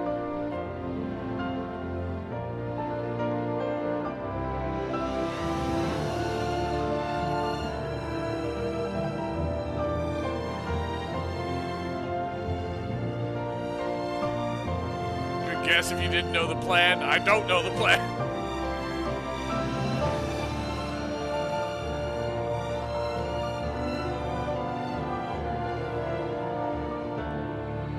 I mean, it's not even like that page said anything. Either. It literally just said, oh, there's a traitor. He bears a sigil. Or they bear a sigil. And then gave it to one person, knowing full well that people would be like, why do you have that one page?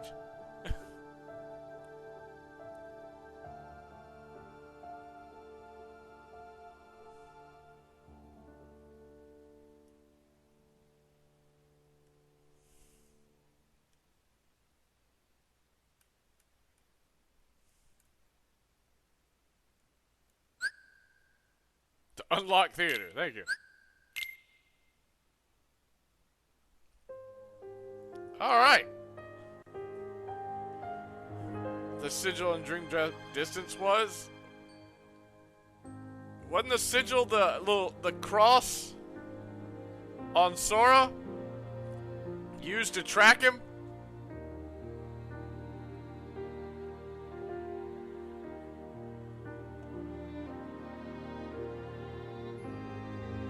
Or is it something else?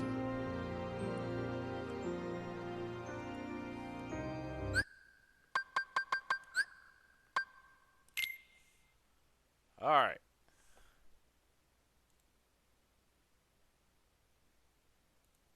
Yep. Yeah, it's the sigil that was used to mark Sora. It's just an X.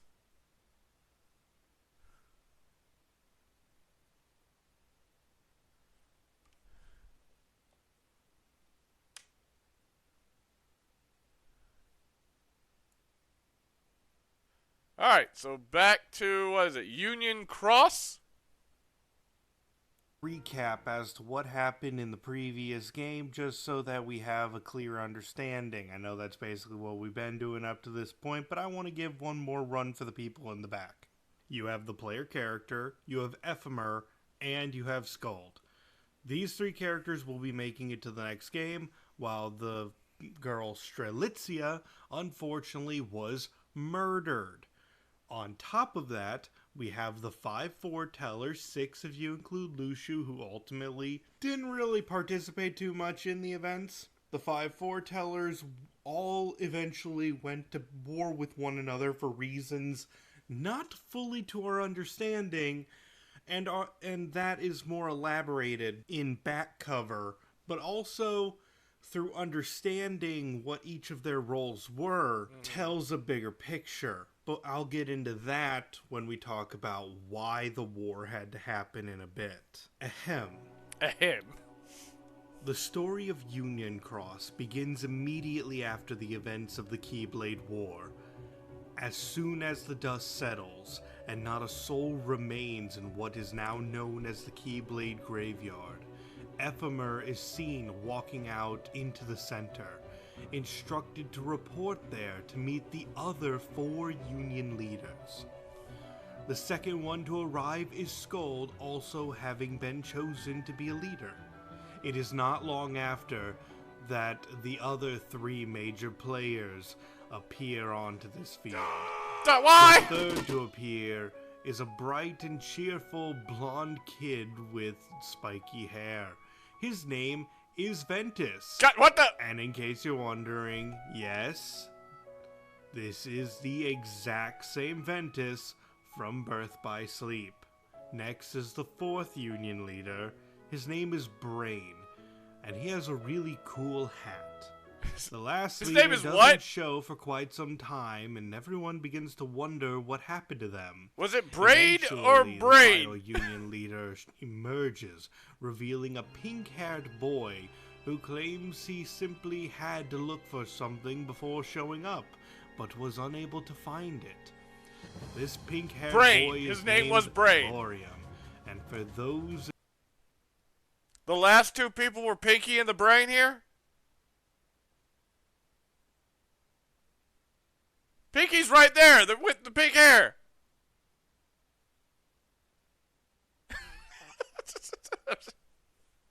Talking about the last 2 people to show up were Pinky and the Brain.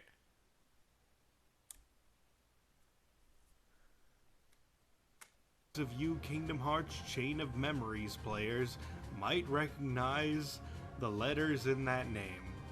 These are 5 Union leaders. In this game, the player is once again a child soldier, tasked with collecting Once logs. again. We are aware that this is a new world, and that we are a member of the Dandelions. However, your role in this game is much the same, as the Dandelions had all of their minds wiped of the Keyblade War itself. Everyone, including your character, except for the 5 leaders. Wow. The Union leaders know the events of what happened during the Keyblade War. The Union leaders enter the Tower of Daybreak Town, Lorium the ones where the seem Four familiar. Towers Yes. resided before. They start making decisions about how to run things. For starters, they choose not to split up into 5 separate unions in order to prevent history from repeating itself. Ventus says he isn't sure why he was chosen to lead others. Brain scolds him and tells him to grow a backbone. And Ephemers ponders that something doesn't seem quite right about this world.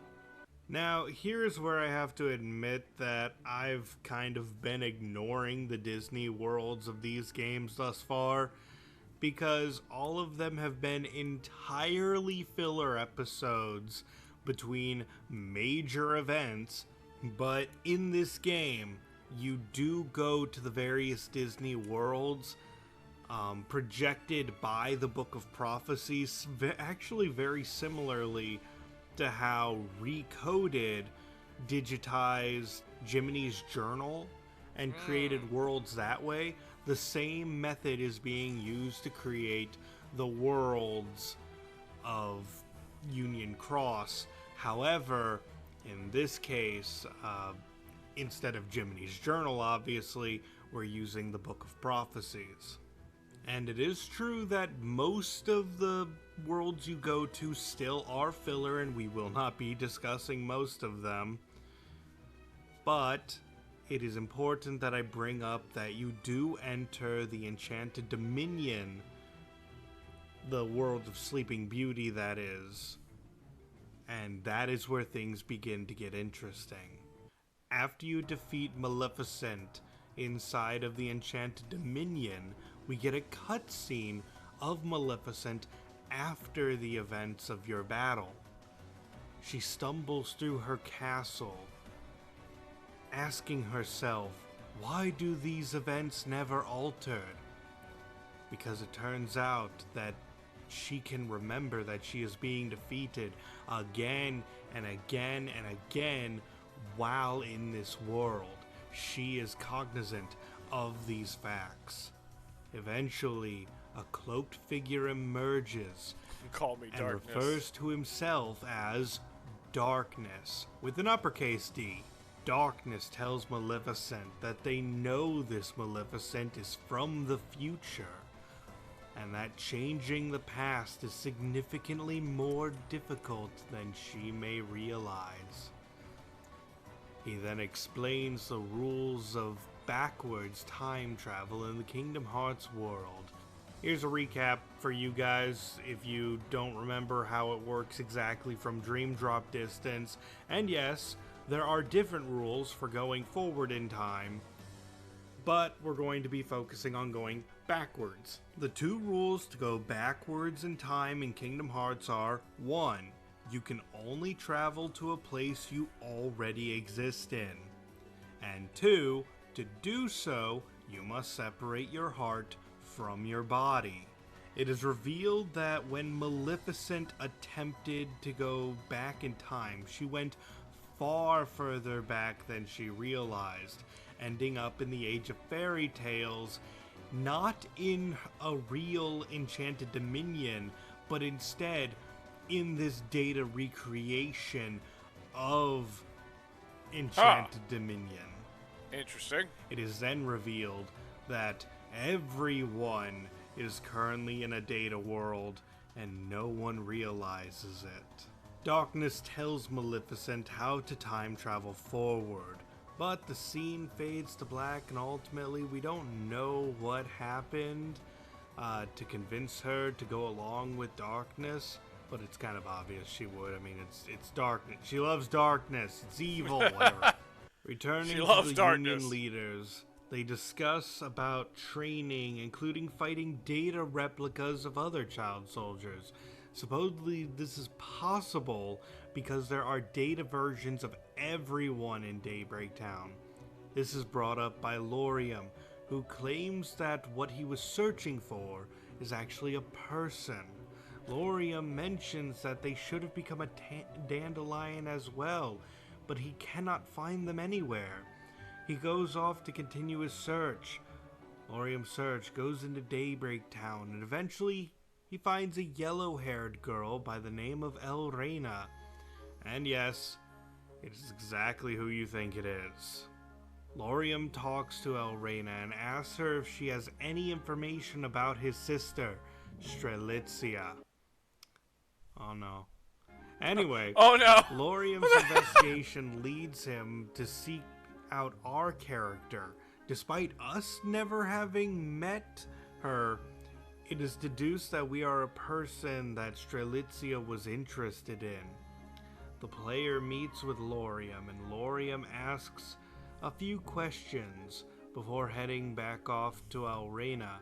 Elrena tells Laurium that she saw some apparition of Strelitzia after he left, and Elrena's Cherethy tells him that Strelitzia's Cherethy let slip that it knew about the Keyblade War before it happened. This means it was obvious that Strelitzia was meant to be a Union leader if she was given information of the Keyblade War prior. We quickly cut back to Brain, Ven, and Skuld.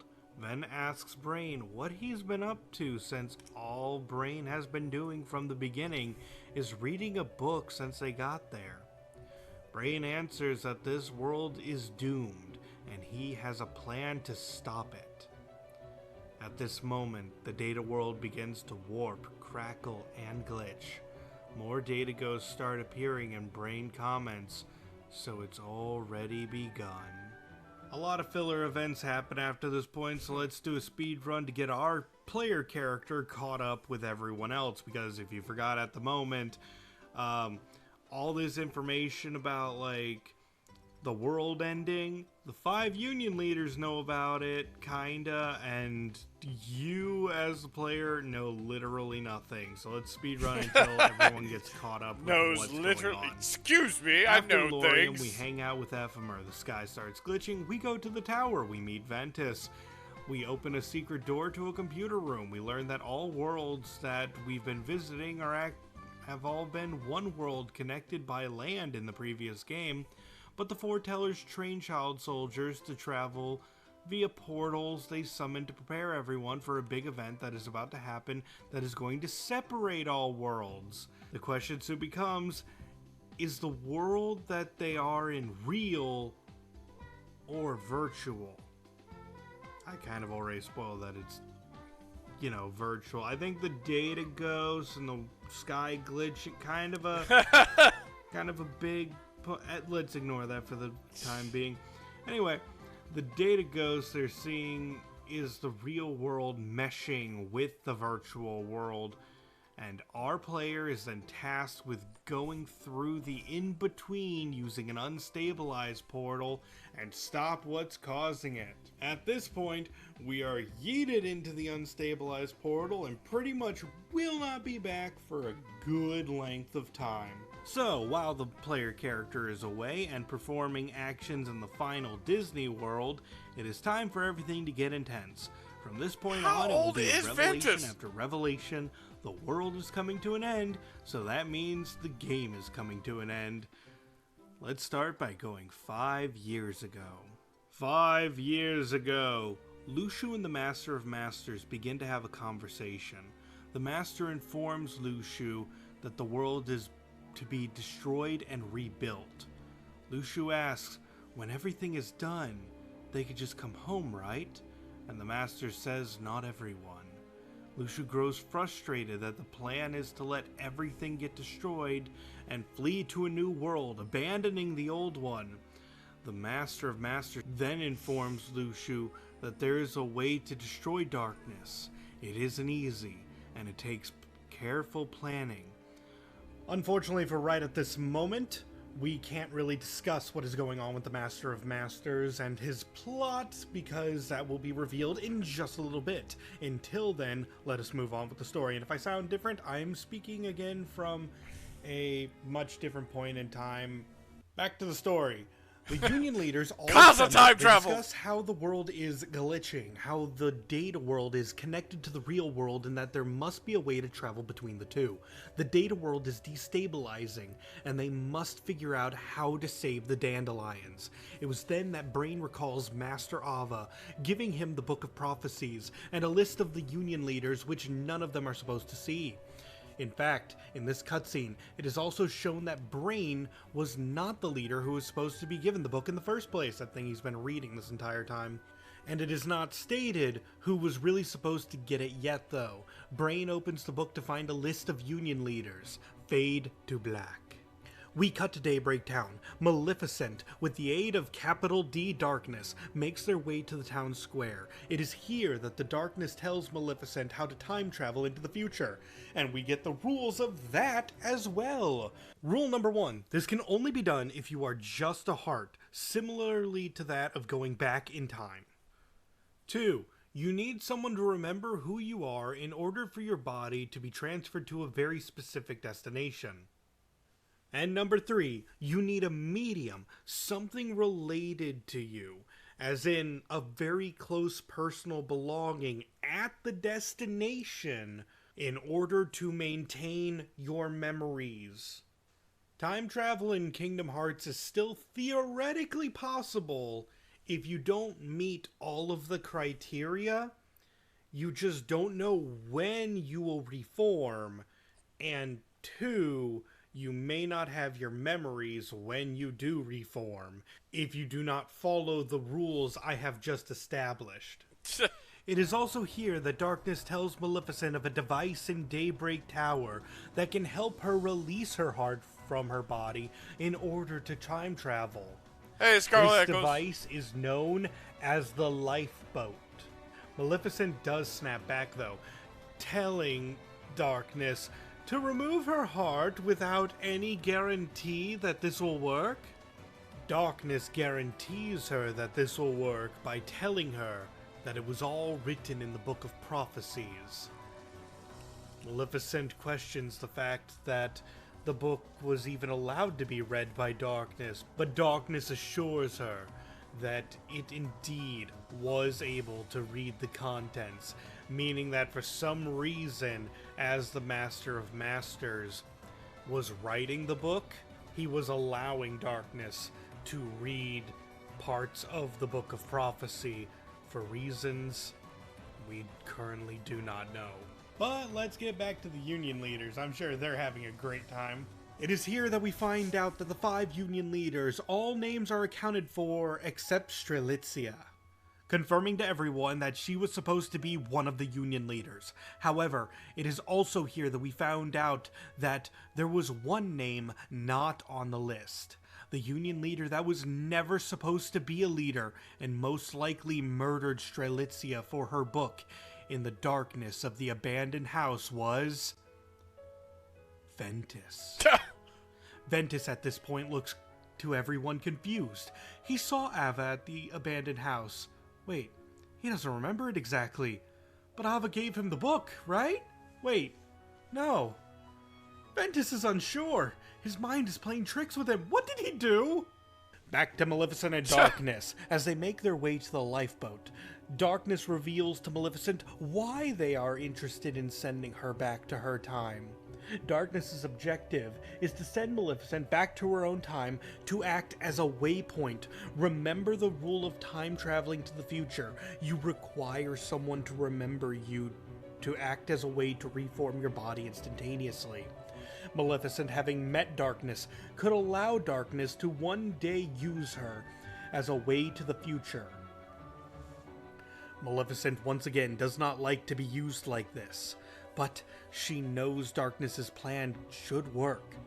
They enter the room in Daybreak Tower containing the lifeboats, and for those of you who have played Kingdom Hearts 1 all the way to the end of the world, you know, the final world of Kingdom Hearts 1, you'll remember this room. This is the room that contains the lifeboat.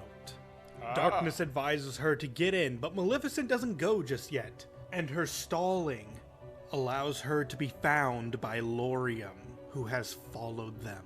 Laurium demands to know why she is here, and Maleficent says this is the exit to the world of Data, and she'll be taking it for herself. Laurium and Maleficent clash, and in the chaos, one of the lifeboats was destroyed, and Laurium lies defeated on the ground. I'll be making a count of all the lifeboats for you guys to make it easier. Let's start with the fact that there are 7 lifeboats. One of them is broken, and now one of them is taken by Maleficent, leaving 5. This will get more complicated in a bit. Oh, Yay! A cutscene of Laurium remembering More complicated. a peaceful time with his sister, promising to save her if she was ever in danger. But the dream changes to Strelitzia, cloaked in white, and ascending in a flash of light. Laurium wakes up and knows now that Strelitzia is gone, and he was unable to save her, as he has promised. Maleficent took the lifeboat, allowing her to go to the real world, and once in the real world, Maleficent and Darkness discuss how to go forward. They are in the real world, but not in the right time. In order for Maleficent to go back to her time, she must use the lifeboat again and detach it to send herself through time. Darkness stays behind, and Maleficent detaches the lifeboat, bringing our count to 5 in the Data world, 1 broken. However, the broken one isn't broken in the real world, and 1 is gone. Oh, that's... Yeah, so the Data great. version of the lifeboat breaking did not stop the real version of the lifeboat from existing, and therefore that one is still able to be used in that way. I know it's complicated. Let's go. Ven's memories There are 5 real in a ones dream. and 4 Data the ones. Suspicions were true. Ventus, Shit, controlled by another one of the Darknesses, murdered Strelitzia, 6 real stole ones her and 5 book, Data ones. and became a Union leader, implanted with false memories. With the darkness inside of him, learning and listening in on their meetings. As the other Union leaders try to figure out why all this happened, Laurium stumbles in, limping from his fight with Maleficent. He overheard that his sister was targeted. He knew she was gone, but purposefully murdered? This caused Laurium to lash out, shout, "Why? Why?" and to start to realize that everyone else possibly knew of this and kept it from him. Brain realizes that this was Darkness's plan all along, to make them turn on each other. Laurium demands to know what happened, and Ven emerges to tell the truth, that he was the one who did it. Ven tries to take responsibility. Laurium, in a fit of confusion and vengeance, lashes out. Ven doesn't know how to explain as his memories fight him, and Laurium grows frustrated. As the leaders fight one another, Laurium acting out of anger, and the others protect Ventus, it is then that it is revealed that the darkness was still inside Ventus even at this very moment. The darkness comes out of Ventus, and Ventus collapses. The darkness explains that it was easy to infect Ventus, and that murdering Strelitzia was not because she was special or anything, or a prime target. Just that she was in the right place at the wrong time. It is also shown to us here that darkness, in its ethereal form, cannot be injured by any of them. Brain then asks questions to the darkness. We learn that Ventus was chosen to harbor darkness because it was written in the Book of Prophecies that he will harbor darkness. And I know it's been a while, so I'm going to repeat the last page of the Book of Prophecies that states that darkness wins. So darkness very much wants everything in the book to come to pass. Darkness has always been watching. The darkness claims it watched the Master of Masters write the Book of Prophecies. But you all watching this need to get ready. We're in the endgame now. The sky starts storming. The darkness that emerged within Ventus claims more are on the way. Time is running out. And away from the tower, observing it all, stepping into frame for the first time in this game, Luciu simply observes. The Union leaders, minus Ventus, who is still unconscious against his fight from the darkness earlier, feel victory is out of their reach. But just then, the player character returns. That's right, I know it's been a while, but the player is back and it's time for this plot to go off the rails. Woo! We all clash against the darkness to no effect. The darkness has stated they are far too powerful in their ethereal form, and they show it by single-handedly defeating 4 of the Union leaders and the player character. We may have come to save the day, but it's not enough. Just then, Ven wakes up and shows that he has become a being of pure light because all of the darkness was ripped from him. Now, just to clarify at this moment, I'm not completely sure if Ven has always been a being of pure light, or if it's from the fact that darkness was ripped out of him. I am stating that as a disclaimer because it's possible that Ventus was a being of pure light because there are beings of pure darkness. We don't know, so take what I said about the ripping of the darkness out with a grain of salt. It is possible that Ventus was just one of the light race. Either way, Ven reveals himself to be a being of pure light. Pushing the darkness away, Ven goes up to it and claims that it's only strong since it has no form. So Ventus makes a sacrifice and forcibly takes the darkness into his own body, sealing it away for now in an effort to give the darkness a form that can be defeated another day. We cut back to the real world where the darkness that was with Maleficent is now alone and about to check on the data world from the computer in that room. However, before it is able to, another person enters the room, Luxu, carrying a white-robed person. We cannot see who it is underneath. Luxu approaches the darkness and asks if the darkness is currently not part of the whole, meaning that this darkness that is checking the data is not currently sharing a hive mind with the rest of the darknesses, and instead acting alone. The darkness wonders why Luxu is there. After all, Luxu's mission from the Master of Masters was to never intervene, only observe. Luxu even mentions that he knows, look, but don't touch. Luxu opens a lifeboat and places the white-robed individual into the pod. The darkness asks who it is, and Luxu responds by saying, the true dandelion. Luxu detaches the lifeboat in the real world containing the true dandelion, and then Luxu and darkness speak. Luxu, for the first time, is seen being antagonistic towards the darkness, almost pitying it. We learn that the darkness once had a form when it fought the Master of Masters long ago, having gave up their form to fight light.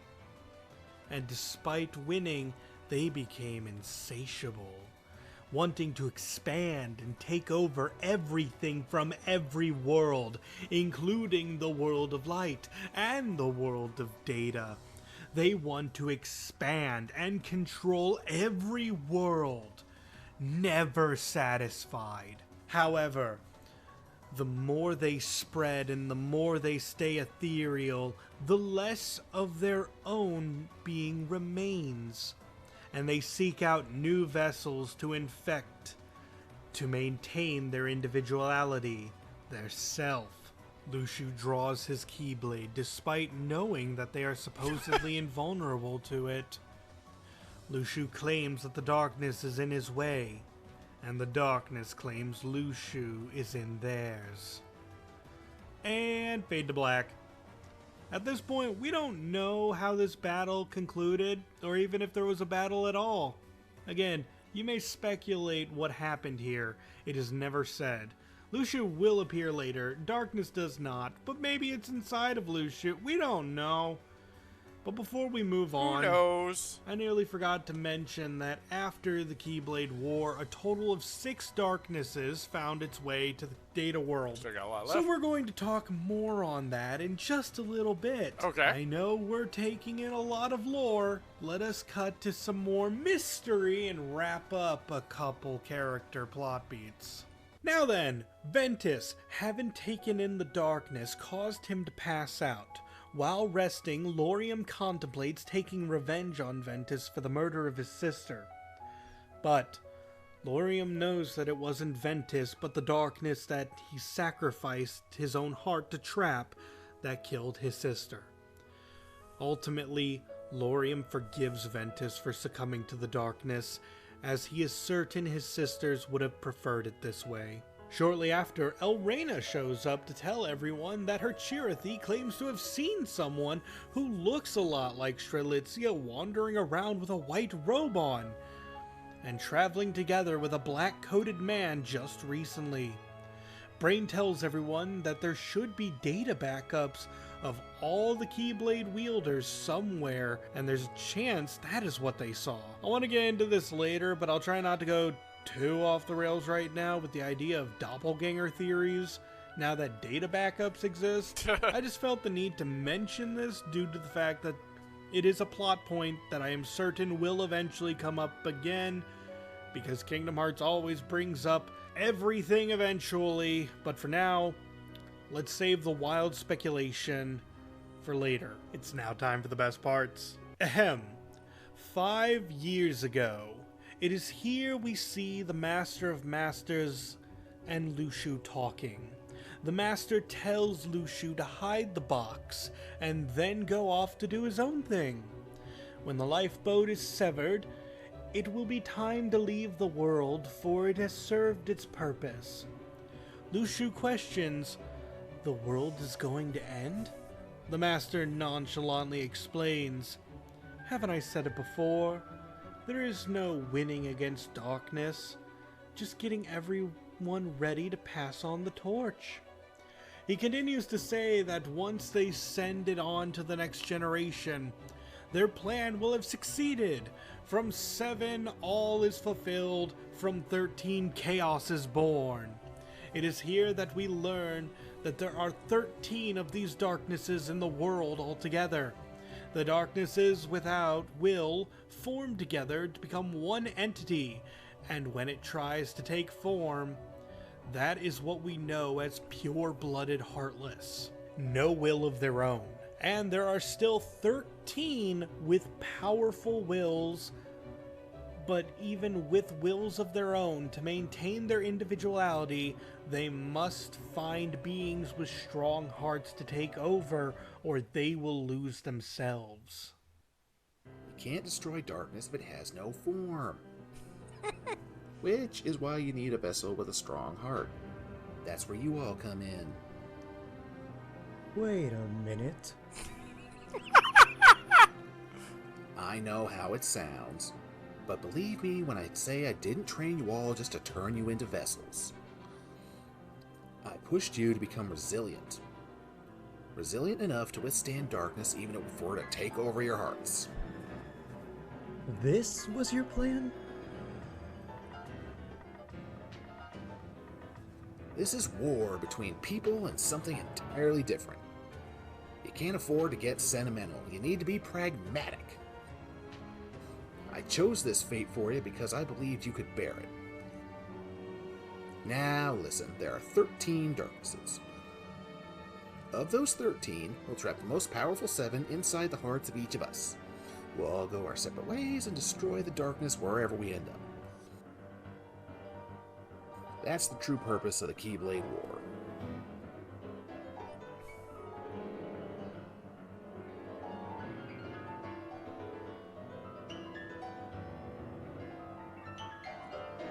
Someone is killing that piano. Is it really necessary for the crazy. unions to betray each other? Is the war the only way? It is. I used the passage in the book about the traitor to plant doubt inside all of you for darkness to feed on. Exactly. See, for them to take the bait, we all need to harbor true, real emotions. It was a and setup. When emotions grow and clash, they get stronger, and eventually the 7 shadows will try to take over our hearts. And you want them to succeed? Yes. As for the remaining 6, 5 will feed on the Union leaders, and the last one will be trapped in this world.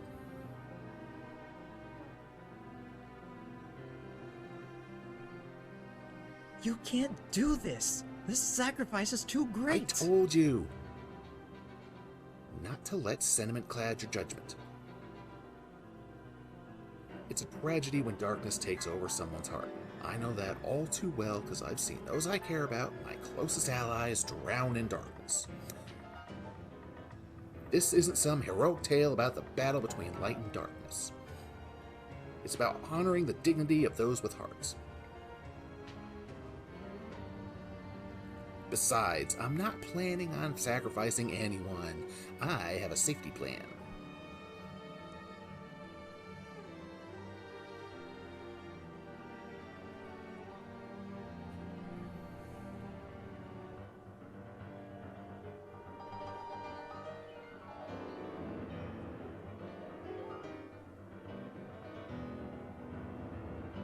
May your heart be your guiding key.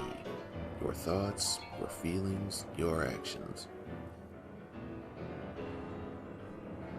You are the key to the future. I'm counting on you, Traitor Luciu. And with that, the scene ends, allowing us to understand the Master of Masters in a new light. We should probably get back to the Union leaders, shouldn't we?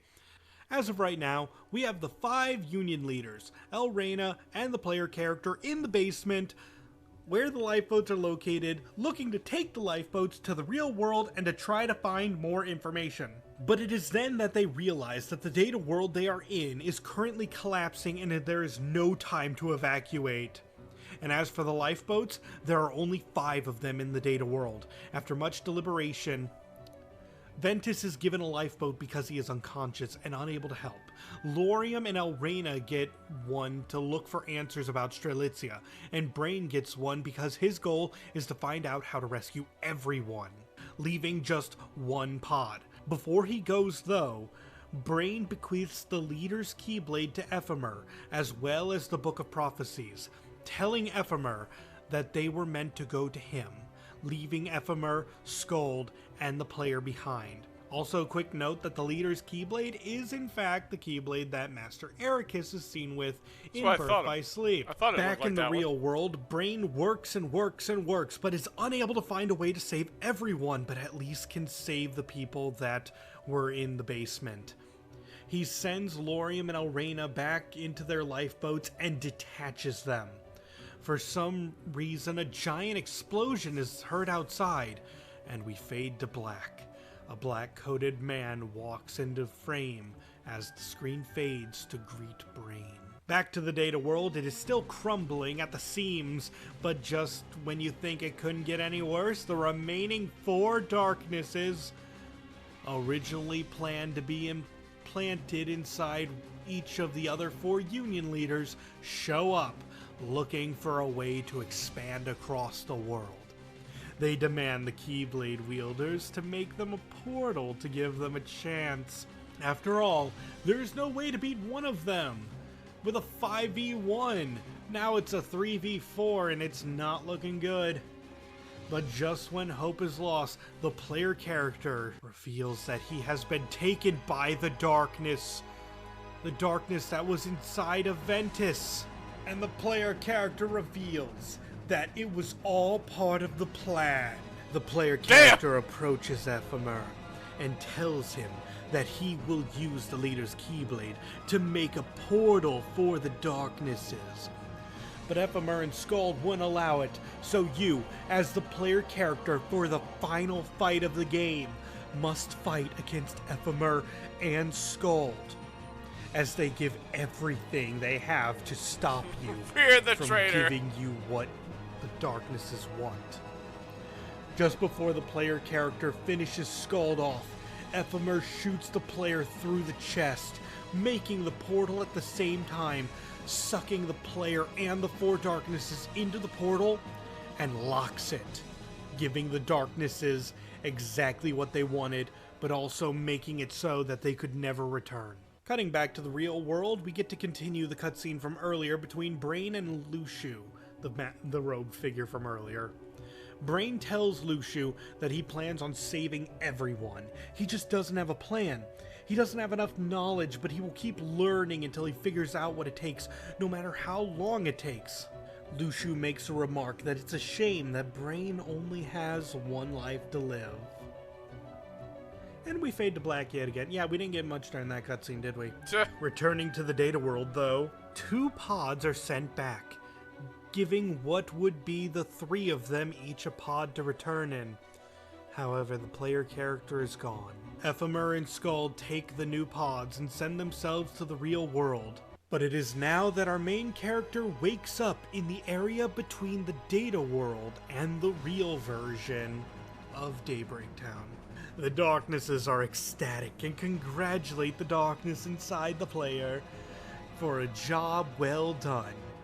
But then, the player laughs. The Darknesses are confused, but before they realize what is happening, the player manages to lift his arm and lock the entrance to the real world. The Darknesses cannot believe it. The 4 of them just linger there for a moment. They cannot continue to the real world. The data world has been locked behind them, trapped in between 2 worlds that are both being destroyed at this very moment, with no way to either one of them to escape.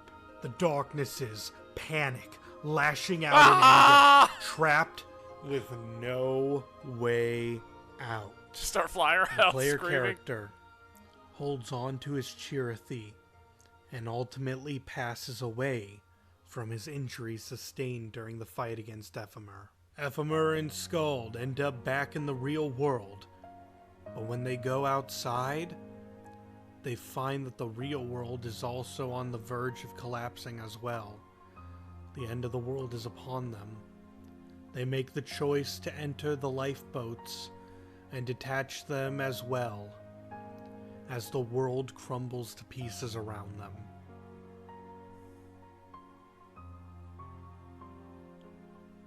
Final lifeboat roll call.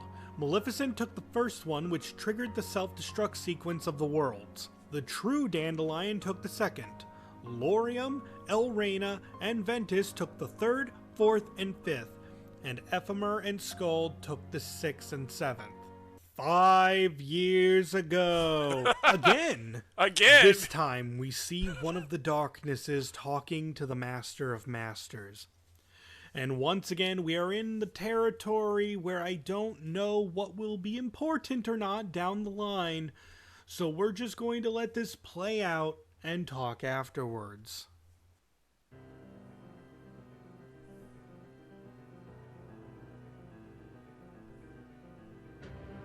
What do you plan to do with this world? When twilight ends, a new day begins. You see, this world exists in 3 stages. First, countless Keyblade wielders are brought together.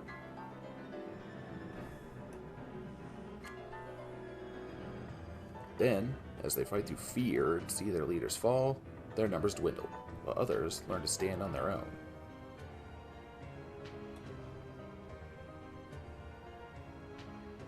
Finally, those left must decide what to do when faced with darkness in a sealed-off world.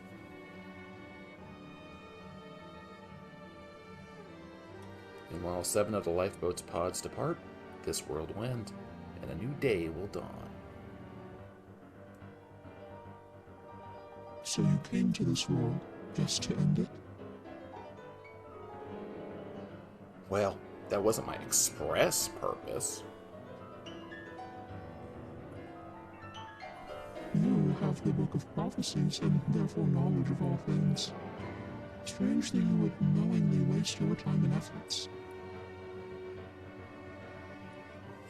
Whoa, you think the book tells us everything? Yeah, right. No way I'd have let you peek at something that important.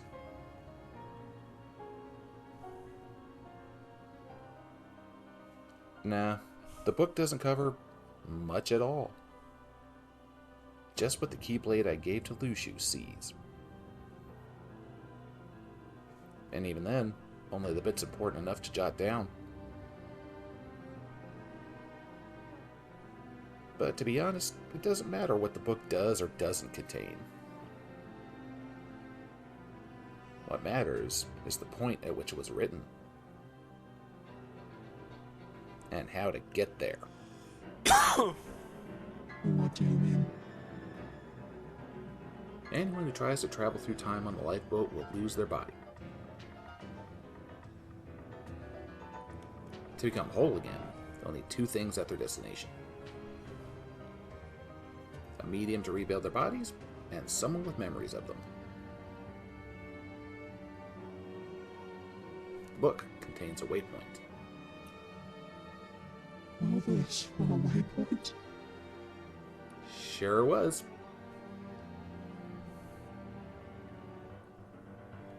Blue Shoe has the memories. And my eye is the medium. I've got a direct line from A to B.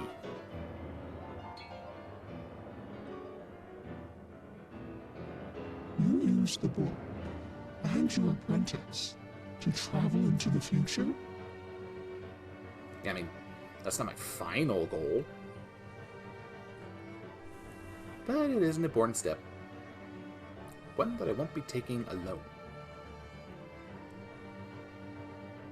The 7 cards and the 7 crowns. For the 7 lights. Including your apprentice? Who knows? Anyone could wind up using them.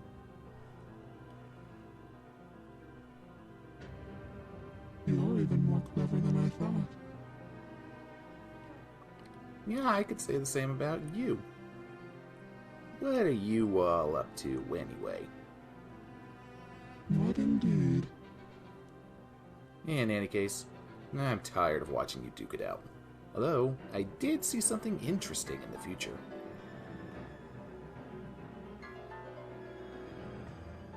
What might that be?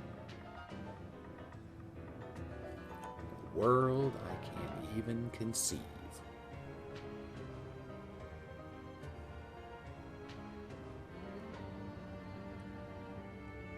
You are difficult to understand.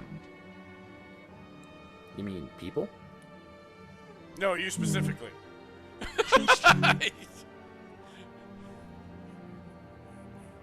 Do you want to understand? It is important to understand your enemy. I gotta pause there. Sorry. I got raided! Ainsley! Thank you for the raid! Welcome in, raiders. Welcome to Brad at Video Games. I am your host, Brad. But don't let the name fool you. I'm more than just Brad at Video Games after all.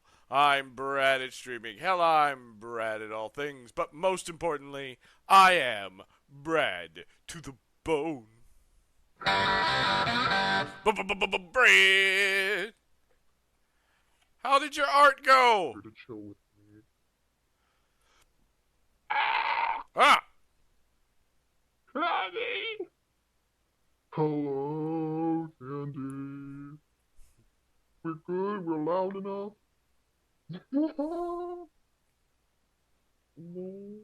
I got chat on my phone. So, this is a scuff stream. I'm admitting it. This is a scuff stream. It's not a stream without scuff. We're going full scuff. Thank you for the raid. Welcome in. I hope your stream went well. We've only got a little bit more time. We got like, what, 8 more minutes in this video that Qaza's been doing for us? So, as we've been learning about the Kingdom Hearts lore, all the stuff that's happened before Sora ever picked up a Keyblade, it's been real interesting. I've been enjoying it. I'm glad your stream went well. Yeah, the mobile games. Ooh. Is it important for darkness, or just you? Oh, gosh. A chessboard makes for a small world. Easy to understand, easy to control. Now imagine it expands slowly, one fairy tale at a time, and without end or limit.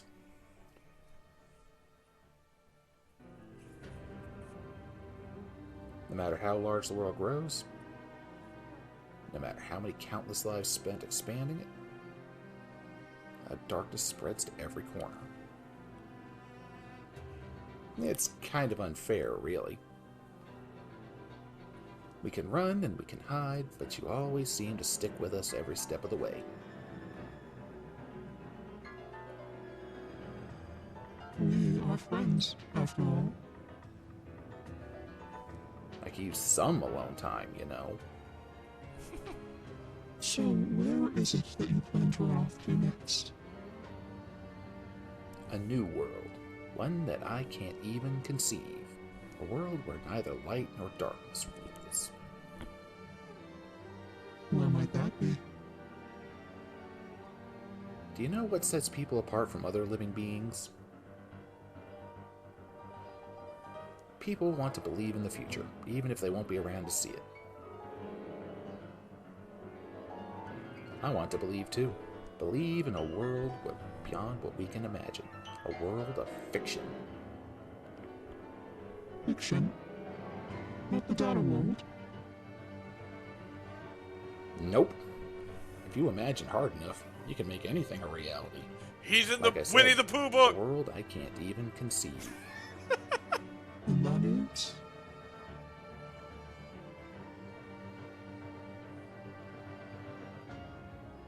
A place where voices and sight can't reach. World. With the Master of Masters' goal laid bare for us to ponder, we cut back to our hero who has succumbed to his wounds, and is now in an ethereal dream-like state along with all the other child soldiers who were ultimately sacrificed during the collapse of the data world that allowed them to live. As they die, their hearts float away. Their respective Chirithes begin to grab them and store their hearts within themselves.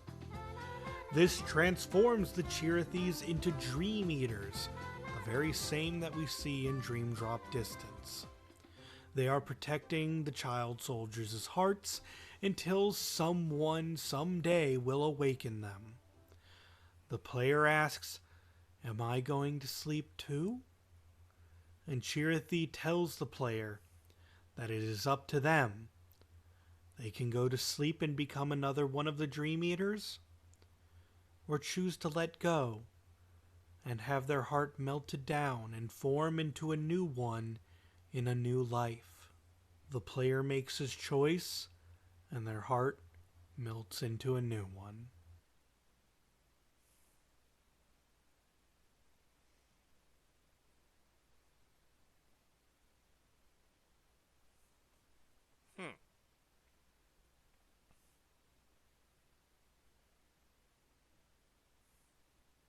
Credits roll! But we're not done yet! After the credits, we get to see where some of the lifeboats send their users. In the case of Ephemer's pod, it failed to even activate, opening in the ruins of what appears to be the end of the world, similarly to Kingdom Hearts 1's end of the world.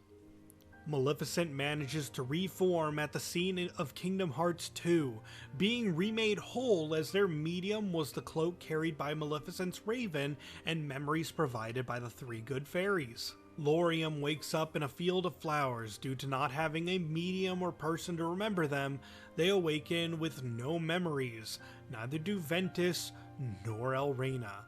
However, Elrena wakes up in the middle of a lightning storm alone on a mountain, and Ventus, still comatose, being found by Master Xehanort just before the events of Birth by Sleep. You know, where Master Xehanort tries to train Ven before ultimately ripping his darkness out and causing Vanitas to happen. Yeah, you get it. So, oh yeah, by the way, there was darkness inside of Ventus, wasn't there? Maybe there's more to that. Maybe I shouldn't get into it right now. So Vanitas is the darkness? We do not know at this point what became of the true Dandelion nor Scold's pods. In the Keyblade graveyard, sometime after Union Cross, we see Lucius staring at the sky. May your heart be your guiding key. Removing his hood to reveal Brain holding the no-named Keyblade and the black box. Huh. And lastly, we see Phineas Brain piece, waking up in more? a mysterious new world, greeted by a stranger who claims to know him and offers Brain his own hat. The hooded individual introduces themselves as Sigurd. Sigurd offers to take Brain to their headquarters. Sigurd tells Brain that his arrival was planned in advance. Brain is saddened to hear that no one else made it to this town besides him. Upon walking through the town square and discovering the fountain, Brain is shocked and asks if that statue of the man on the fountain is who they think it is. Sigurd confirms that the statue is of the man who was the original Keyblade master and founder of this town of Scala ad Caelum, Master Ephemer. Now that might have sounded weird at the end, how I said Brain was the one who was, you know, underneath the hood, who had the no-name Keyblade and the black box, while as being in that new world. Trust me, that wasn't a mistake. We do not know what everything means, and I'm not here to speculate. But with that, the story of the Kingdom Hearts mobile games of Key and Union Cross come to an end. I know you will have questions. We all have them. The story, after all, is still not over. But I hope you enjoyed this part. Maybe if you want, I'll cover Dark Road, but I don't know if Dark Road is really important to the overall story. I played it myself. I don't know. If after Kingdom Hearts 4 it proves to be massively important to know Dark Road, I'll send you guys cliff notes. But regardless, I hope you enjoyed listening to me ramble about Kingdom Hearts for I don't know how long now. And I hope you've been enjoying the series as much as I have. But with that being said, and I said a lot today, this has been your host, Qaza, you're glitching. Spell, hoping to see you in the next video or live stream, and signing out.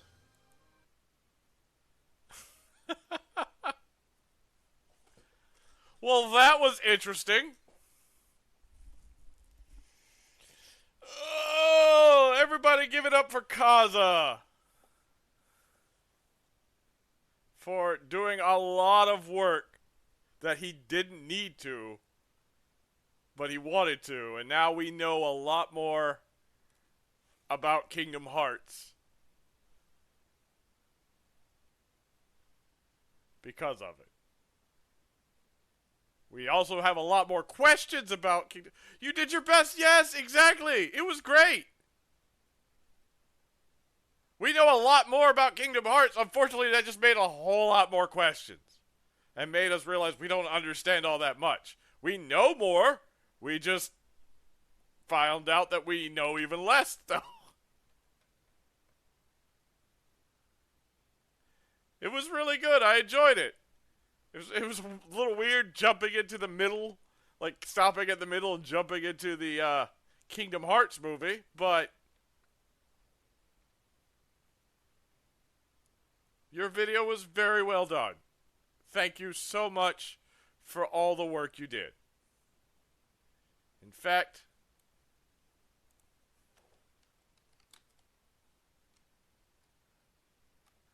yes, we're going to shout out Qaza, who did the video. Gosh, the balls are just surprisingly slippery, and no, you may not use that out of context. Shout out to Max Doubt, who voiced the darkness. I am doing all right. How are you? Oh, quick, get the bonk. Get the bonk. Yes, it worked.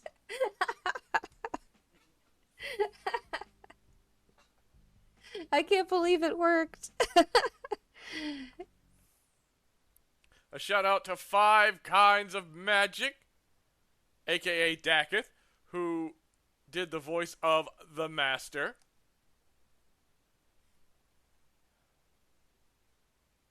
The thing is, if it's really big, you'll walk very slowly to the with it I'm in your scared hand. to see the whale. I'm so overwhelmed.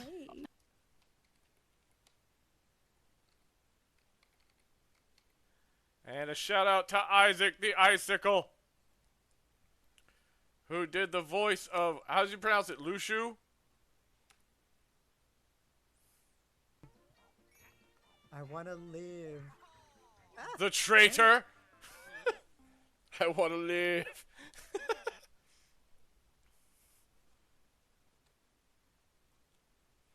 Lushu. Got it. But thank you all for hanging out tonight. We're gonna do some shout outs and find someone to raid. I gotta see who all is out there right now.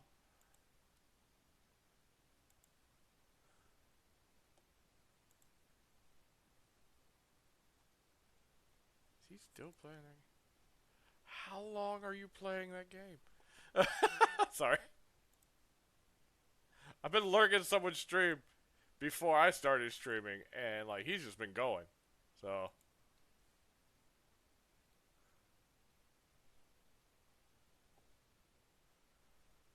but let's go ahead and do some shout outs and find some. So the sigil was the reclusant sigil, the X can also be put in people's names. Oh. So the traitor with the sigil was Lushu, who had the X in their name. But he wasn't even there! The master made that other guy search for a traitor who's not even there.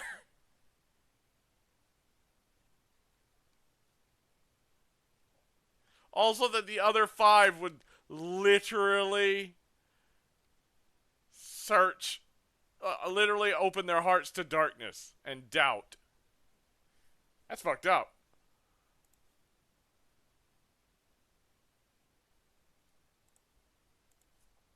That's why I say the master was the true traitor all along. Now roll for initiative. Hey, Max! Doubt that's you. Yeah! Welcome in. Alright. Yeah, Max, you did a great job as the darkness. Agaba! Thank you for the hydrate. And a stretch.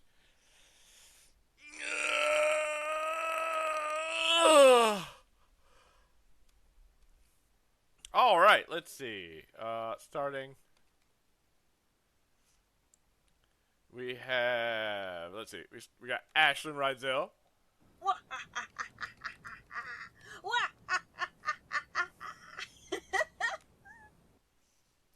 Yeah, Ashlyn was playing Chernobylite early this morning. It was very interesting.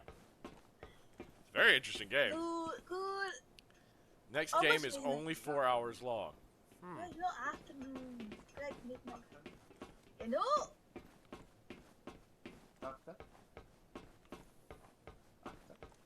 Yeah, the next game is a game. I'm not your papa, I'm not your mama. Slice and information. We have Artman Advance. So still I shuffle and fight.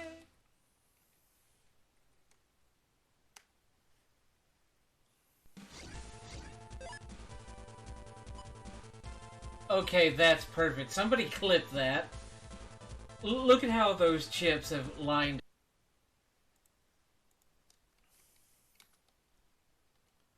We have California Dream. What are you doing, buddy?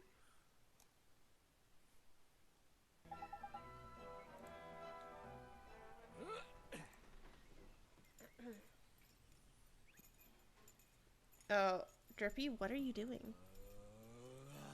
Oh god, Drippy! Excuse you?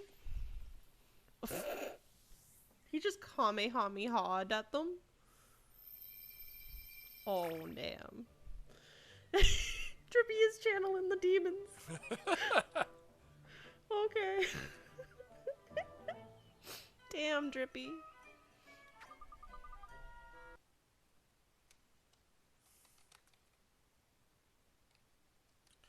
We have D Wolf.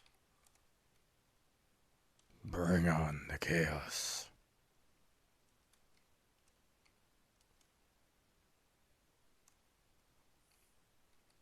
We have Isaac the Icicle. Nice to meet you.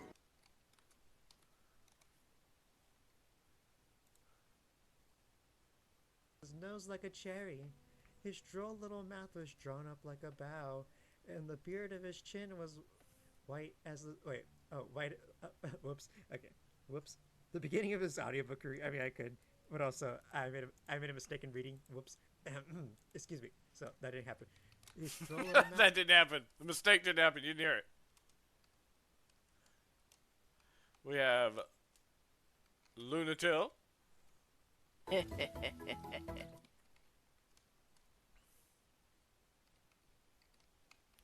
We have Max Toshio lurking. Brazil! Oops, I didn't grab his name.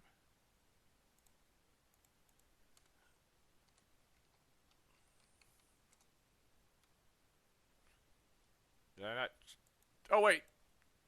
Max isn't a streamer. Max Toshio's not a streamer. We have Max Doubt. Ah! It's cold. Why? Now roll for initiative.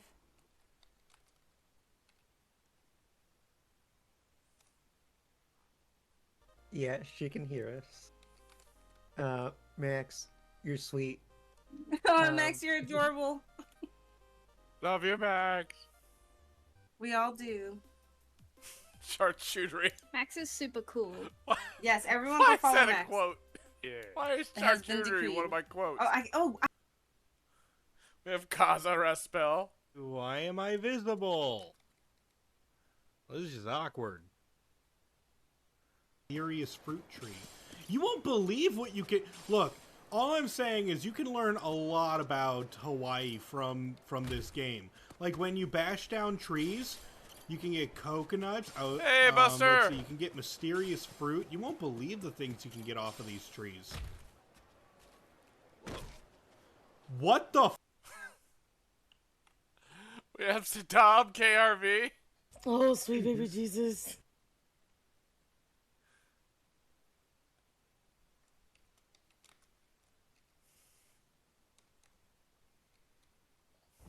Yeah, same.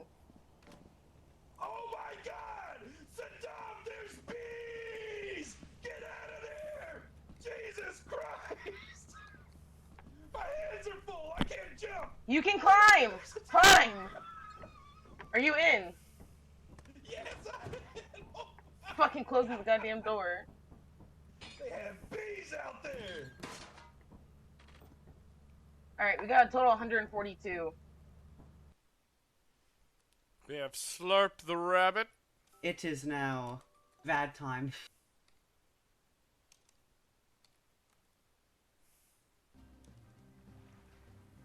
I don't mean chat while you did. Oh, no, no!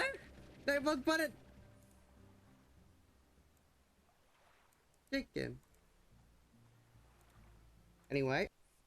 We have That Numbskull. Cause bitch, I'm adorable. I got stretch now. Again. Along that road. There it is. Really? Are you fucking kidding me? Ah, just bring on the chaos. Thank you for the hydrate. I'll give you your bat. Come on.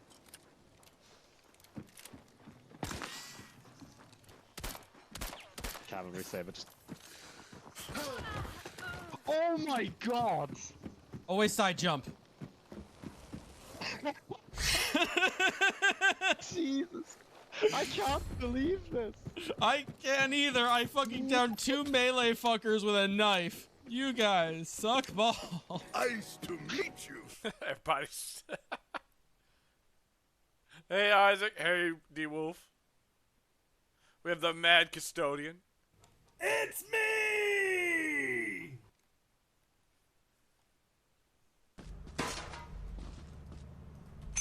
Service, please. Service. Hurry up. Take our stuff. Hello? Service, please. You need it. Thank you. Thank you. We have Valkyrie's Mercy. Till Valhalla.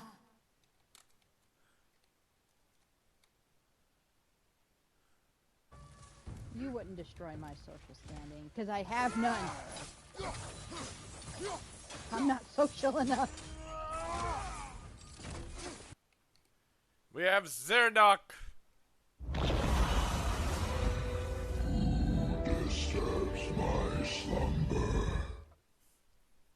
That is all of the VIPs that were here. But now for everyone else, we have 5 kinds of magic. I rarely see a villain install a self-destruct button and then use it as intended. Mm-hmm.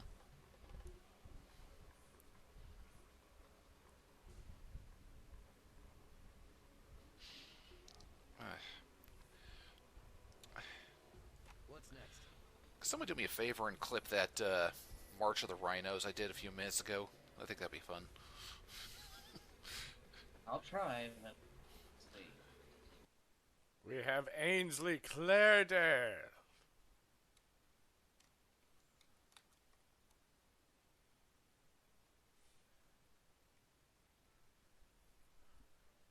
Shit.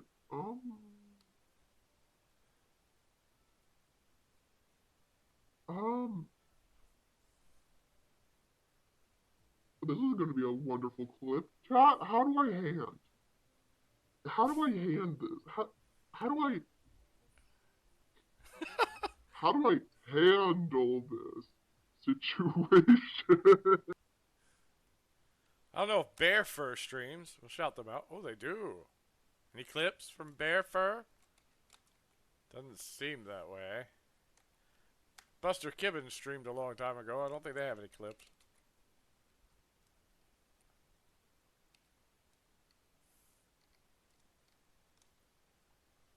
We have Hey Ya, 1, 2, Hey Ya. There's drawers in here.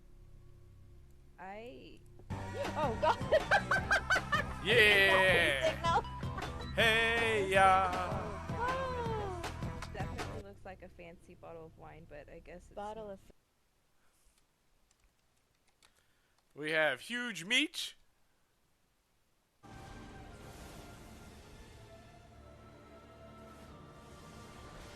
They play in a lot of Kingdom Hearts. They were playing a lot of Kingdom Hearts before. I'm surprised. We always get Elden Ring clips from Huge Meats, though.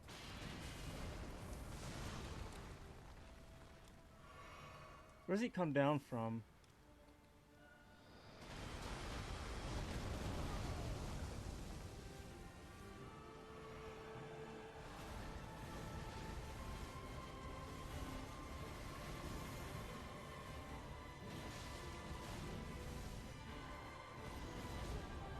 Okay, it's a grab, okay. We're good, we're good.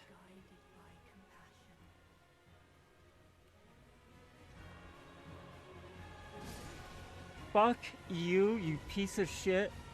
Fall to the goddamn ground. Right? Yeah, that's right, you son of a bitch. We have Nello Chaos.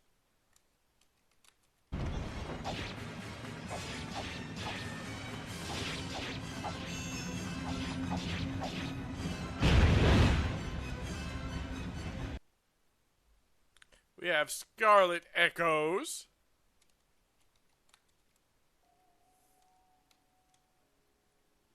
has a chance to produce special. Hey, that's great. Taiga really does help us here. Also, Scarlet, what? What happened? Oh, someone snuck in. God fucking dare you. Can't believe you fucking done this to me. Woolies, let's race!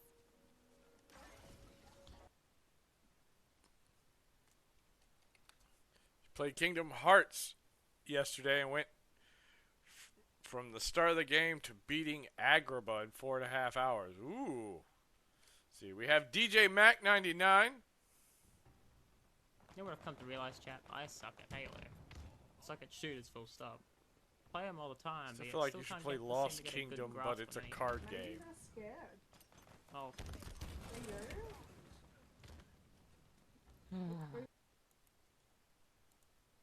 Alright.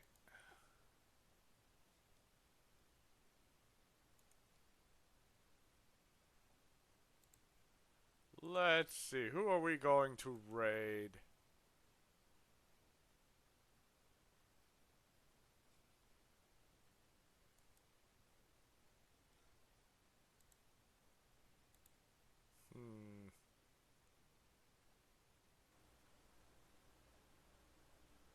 I think spider. I hear my voice suddenly. Slowly just eliminating the spider population.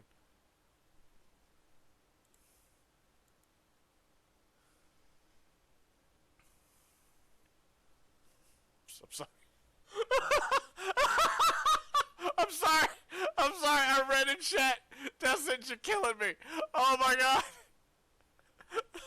R.I.P. Boiling Water. You will be missed.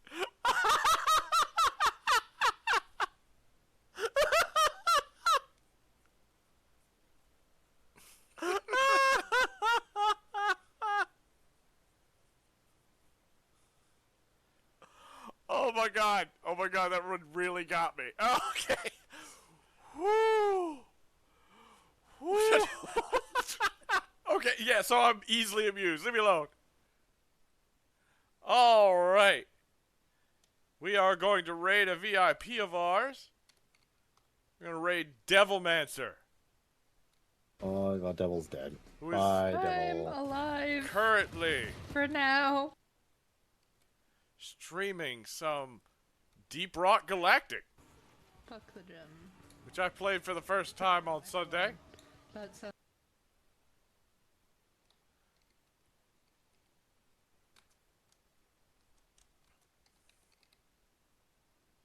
We have this raid message if you're a subscriber. We have this raid message if you're a follower or just a viewer.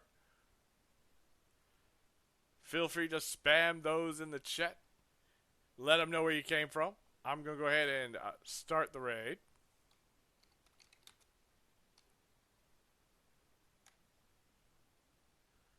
Alright, raid has begun. Also, instead of those, if you don't want to do those, you could do Rocket Bone.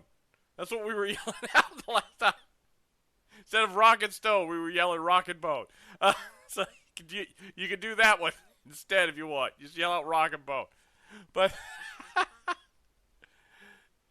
thank you everybody for hanging out tonight. I hope you enjoyed Qaza's video. I thoroughly enjoyed it. Once again, before we head out, these are the tricksters of the trade. I'm a member. They're all members right there. That's all listed out. Several of those members were part of that video. Please go follow them. They're all great people. I love them all. This is the Discord. You can come talk to us, get to know us. But thank you all for hanging out tonight. I love you all. You're all made of awesome. And until next time. Bye-bye.